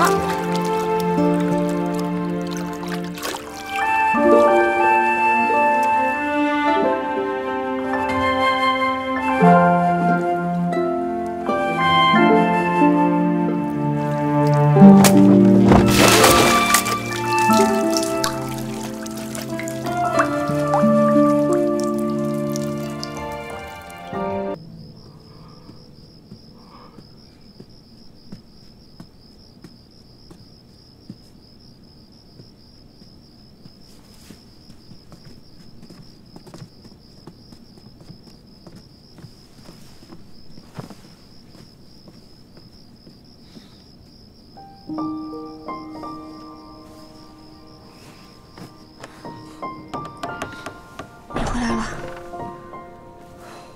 怎么这么晚才回来啊？你都不知道，这裴大将军要出征，兵部顿时多了很多事情。还有，这不是因为大婚的事几日没有去朝中吗？我那父皇，居然也趁机偷懒了几日。如今，3省6部的文书都已经堆积成山了，我忙到这个时辰，也才处理9牛1毛。那你用了晚膳没有？我想吃涮肉，你跟桃子一起吃的那种。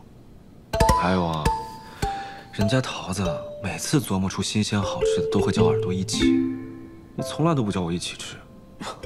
这有何难？我现在就去叫厨房准备。哎，都已经3更天了，这么晚了，别吃了，不如我们赶紧睡觉吧。不，还是要先吃涮肉。不，先睡觉。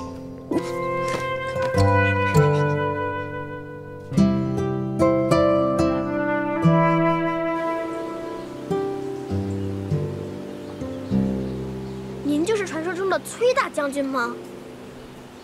我听过您好多故事，雪夜为接硕，大战清水泉。那是谁讲给你听的？是韩将军，每天晚上我睡不着的时候，他都会给我讲故事。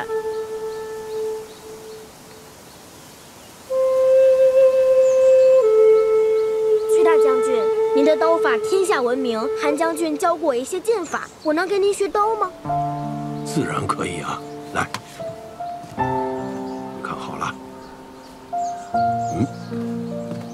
好，来。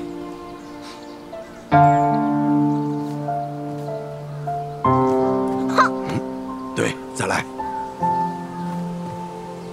到了青云观，阿爹的精神果然好了很多。崔大将军可以将你教得很好，那么一样可以将玄泽教得很好。哦，原来你是打的这样的如意算盘。这怎么能是如意算盘呢？崔大将军有玄泽承欢膝下，玄泽又很仰慕崔大将军，可以跟他学习很多很多东西，这难道不叫两全其美吗？是，殿下说的都对。你不能老叫我殿下了，你都好久没有叫我17郎了。明明昨晚刚叫过。那不算啊，那是你输了，我的彩头。哎，阿爷，我在想，咱们要不要先生2个娃，一个叫阿芷，一个叫阿道，剩下的慢慢再生。谁说我要跟你生娃了？之前你自己说的要生4个啊，不能少的。我什么时候答应过？你出尔反尔，说话不算数哦，又会算盘的。你昨天自己定的规矩。我可没说。哎，我不管啊，就4个。不行，我没答应过。那就6个、8个、10个。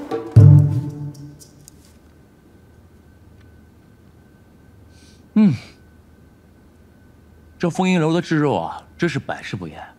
昨天你派去我府上那个厨子，给我做了道新菜，叫烤鹿舌，我吃起来啊，觉得太鲜了。但今天一吃这制肉啊，就觉得不相上下。穆先生为了家父的病，十分费心。这杯酒，是我们敬您的。哎，客气了。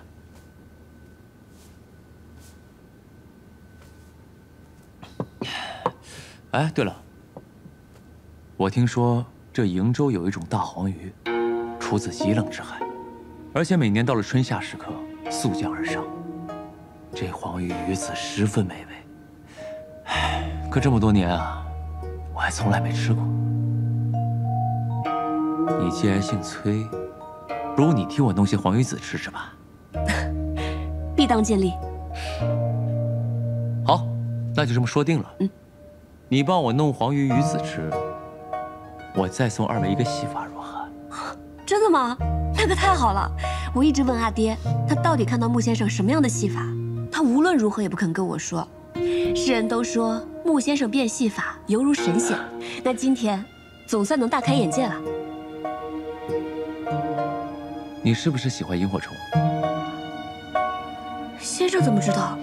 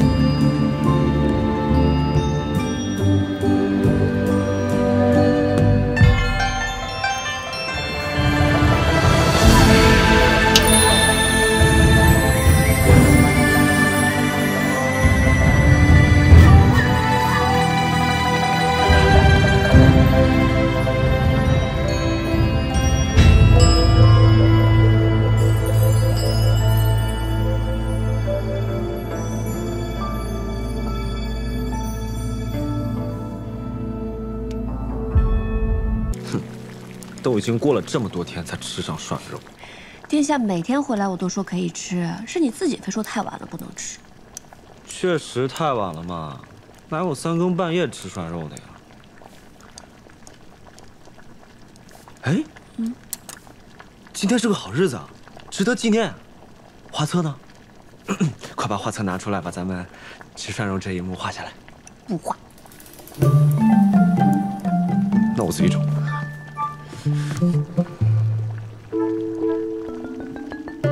那就是不在这边了，那应该在那个方向。不准拿！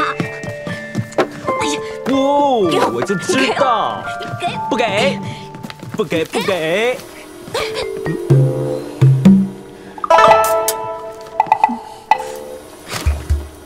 怪不得你不肯让我看，你怎么能乱画呢？我分明就没有跪过算盘，你这么画，将来被我们的孩子看到了，那我岂不要被笑死？你现在没有跪，不代表你以后不会跪啊！我这叫未雨绸缪，啊不，未卜先知。你这叫颠倒黑白，不行，这也得撕了。不能撕，我就撕，不能撕，我好不容易画的，就撕，你给我，就撕。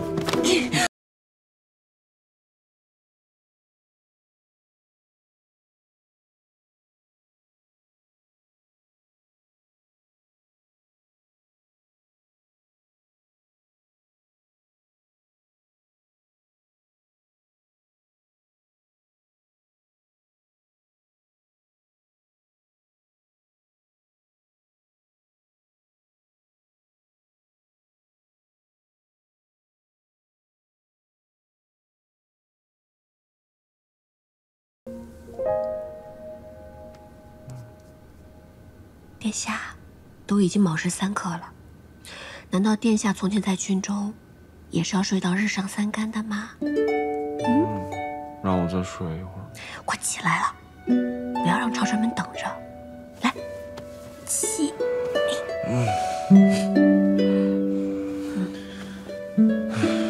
我真觉得这一天好长啊，真的感觉度日如年。你呢？见不到我，是不是也度日如年？可是你晚上就回来了呀，所以白天也没有很难熬。可是我白天见不到你，我就很难熬啊。好了，你快点忙完那些公事，回来就能见到我了。那你打算今天做什么？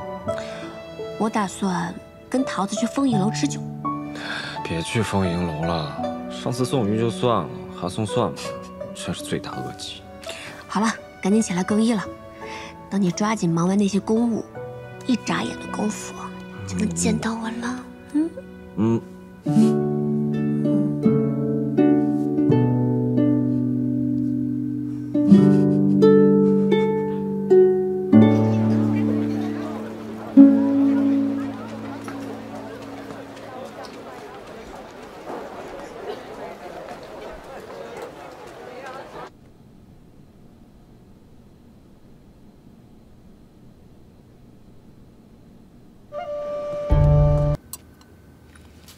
玄子在信中还说什么了？你先吃，我念给你听。崔大将军教会了我用暗器毒针，还做了针筒送给我随身携带。傍晚韩将军考量我的武艺，我虽力气小，眼下还打不过他，但趁他不备，用毒针毒晕了他。崔大将军夸我很会随机应变的，完了。这玄泽才多大就这么像你，以后还得了吗？像我又如何啊？难道不好吗？不是不好，是我的阿莹是这天上地下独一无二的嘛，我才不喜欢别人像你。那若是我生了女儿，像我，怎么办？当然是可以啦，生儿子也可以像你，因为是我们的孩子嘛。净会说些甜言蜜语哄人，要是生了儿子像你，可就糟了，惹一身还不清的桃花债。所以说都要像你，不要像我了。哼。哎呀，哎呀，失气了，突然肚子好疼。来人，快来人！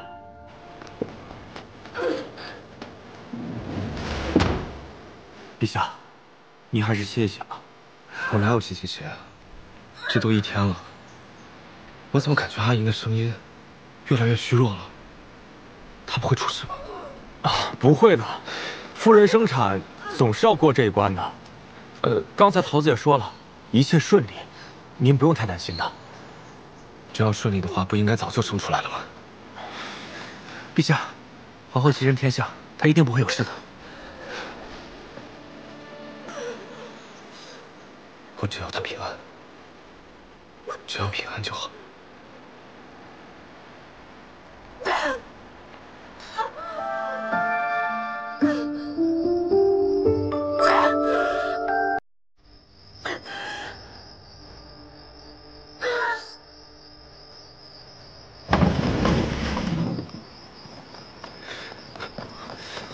恭喜陛下，皇后娘娘诞下了一位小皇子。皇后呢？皇后娘娘一切安好，